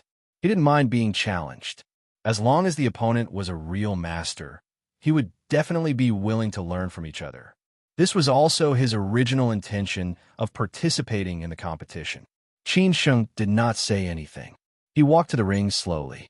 On his way, he smiled, nodded, and greeted his friends. When he walked to the rest area, he saw Luo Changgong. He smiled and said, "Brother Luo, we can't lose in this way." Qin Sheng's words left a good impression on Luo Changgong. It seemed that Qin Sheng was trying to win back face for their side. It was obvious that he wanted to fight against Yuan Ku's side. Luo Changgong knew about the resentment between Qin Sheng and Yuan Ku. However, he did not know why Qin Sheng did that. However, no matter whether Qin Sheng won or lost in the end, Luo Changgong would have a good impression of Qin Sheng. In the future, they would definitely be more familiar with each other. As a result, Luo Changgong didn't say anything more. He just smiled and said, "Thank you. But you'd better be careful. Don't fight for temporary pleasure." "Don't worry, Brother Luo. I know what I'm doing," Qin Sheng said calmly. At this time, Qin Sheng also ran into Yuan Ku. Yuan Ku snorted as he said, "It's you. It's me." Qin Sheng replied calmly. Yuan Ku said unscrupulously, "You should know the rules here. Fists and feet have no eyes in the arena. At that time, don't blame me for not knowing how you die." "Brother Yuan, you worry too much." Qin Sheng didn't bother to pay attention to Yuan Ku. He continued to walk forward and was ready to go to the arena. As expected, Qin Sheng also saw Boss Li. He nodded politely first. Boss Li immediately understood that Qin Sheng had also recognized him. As a result, he smiled and nodded in response. Qin Sheng walked to the arena slowly and became the focus of the audience. The host asked politely, "My friend, what's your name?" Qin Sheng ignored Yin Qing, who was staring at him by the side. He said casually, "My surname is Qin." The host confirmed and said, "Oh, Mr. Qin, you should know the rules of our audience, right?" He was afraid that someone who didn't know the rules would act recklessly. Qin Sheng nodded slightly as he said, "Yes." The host followed up and asked, "Are you sure that you want to challenge him?" Qin Sheng shook his head as he said, "It's not me." Upon hearing his words, The audience burst into an uproar. What the hell did he mean? Was he playing? If it was not him, why did he shout? Everyone lost their interest in an instant. They started to curse and swear. Though the host was quite confused, he still asked patiently, "Mr. Qin, since it's not you, I want to know who is going to challenge our winner." Qin Sheng originally planned to stall for time until Yang Deng came in with Lao Chong. At that time, he finally saw Yang Deng and Lao Chong, who had walked into the boxing field. As a result, Qin Sheng said firmly, "It's my friend who wants to challenge him." The host felt that it was somewhat funny and asked speechlessly, "Where is your friend?" Chang Baji had already walked to the direction of the arena. As a result, Qin Sheng pointed at Chang Baji directly and said, "It's him." Everyone looked in the direction that Qin Sheng was pointing at. Naturally, they saw Chang Baji, a middle-aged man in his early 40s, who was not good-looking but had a smile on his face. This was the first time that Chang Baji had shown up in front of the tycoons in Jiangsu, Zhejiang, and Hangzhou City. Everyone was also sizing this middle-aged man up, wondering whether he had the strength to challenge Yin Qing or not. After Qin Sheng had told him his intention over the phone, Chang Baji had made up his mind. Of course, he had agreed gladly. He could gain a lot of extra benefits by simply fighting a match. In particular, his relationship with Luo Changgong would be improved by leaps and bounds. Why would Chang Baji not want to do that? Now he was worried about how to open up the situation in Hangzhou. Of course, he would not miss such an opportunity. Moreover, he had not fought for a long time and wanted to exercise his muscles and bones. Chang Baji walked to the arena quickly. He did not pay attention to anyone along the way, including Yin Qing, who was on the arena. If he was really a tough guy, he could also fight to his heart's content tonight. Otherwise, it would be really boring if he bullied weaklings every time. The host asked Chang Baji several questions, which were mostly about whether he knew the various rules of the casino and so on. After that, the host left happily. He was going downstairs to ask the casino management for their opinions. The challenge could not be carried out until they gave out the odds of the challenge, and the bets of the two parties were finally within the allowable range of the odds. Qin Sheng had already come down from the arena. Of course, he did not want to stay in the arena to be watched like a monkey. Chang Baji was still in the arena. At this moment, he started to size Yin Qing up. Yuan Ku and the others had already taken the young master, whom they had to respect, back to their resting place. At this moment, Yuan Ku had already asked his trusted subordinate to inform Yin Qing, which meant that Yin Qing would be killed. Since Qin Sheng wanted to challenge me tonight, it was obvious that he did not take me seriously. In that case, I would settle old and new grudges together and make you lose more than you gain. After sitting down, the rich young master asked, "Uncle Yuan, do you know this man?" Upon hearing this, Yuan Ke said resentfully, "Yes, how could I not know him? Not only do I know him, but we also have grudges." The young man stared at Qin Sheng, who was sitting near Luo Changgong, and muttered, "Oh, according to what Uncle Yuan said, his challenge to Yin Qing tonight is a slap in our faces. I think he is quite familiar with Luo Changgong." Yuan Ku added fuel to the fire. "Young master, you are right. He is quite familiar with Luo Changgong. I don't get along well with Luo Changgong and have grudges against him. Naturally, they will unite to target me." The young man asked curiously, "What is his background?" Yuan Ku said sarcastically, "He is just a small potato who has a little background and doesn't know the immensity of heaven and earth." For some reason, Yuan Ku did not want to cause trouble for himself. However, this young master dared to do so. After all, he was the biological grandson of Qin Sheng's foster father. His foster father, who always helped his relatives, had always loved him. No matter how big the trouble was, he would definitely clean up after him. Since Yuan Ku had said so, it was possible that the young master would really fight with Qin Sheng. As expected, after Yuan Ku finished his words, the young man, who was not convinced by his peers, snorted and said, "Fine, let me see what he is capable of." However, Uncle Yuan, do you think Yin Qing can defeat his friend? If he wins, they will lose a lot of face tonight. Yuan Ku said complacently, "Young master, don't worry. We will definitely win tonight. Yin Qing still has his strength. Upon hearing this, the young man immediately beamed with joy. As soon as Qin Sheng sat down, Yang Deng and Ma Chao came down from below. All the spectators were anxiously waiting for the final odds. After that, they would judge the situation and decide who to bet on. Needless to say, most of them would bet on Yin Qing. Luo Changgong asked doubtfully, Qin Sheng, can your friend really win? Qin Sheng just smiled casually and said, I don't know. I don't want Yuan Ku to win so easily. Brother Luo, if you believe me, you can bet more. Maybe you can earn back the money you lost tonight. Luo Changgong thought for a while and said, I will have a try. Yang Deng and Ma Chao had made up their minds. No matter what the final odds were, they would definitely bet on Qin Sheng. Based on their understanding of Qin Sheng tonight, if he was not confident, he would definitely not take such a risk. At this time, the host walked out and went to the arena again. He announced the odds that the casino had offered for the challenge tonight. Yin Qing, 1-1. Tu Chong Baji, 1-1. 5. The odds offered by the casino were very low. Obviously, they were very conservative about this match. They did not offer high odds to Chong Baji in order to make more money. Who knew whether he would be slapped in the face in the end?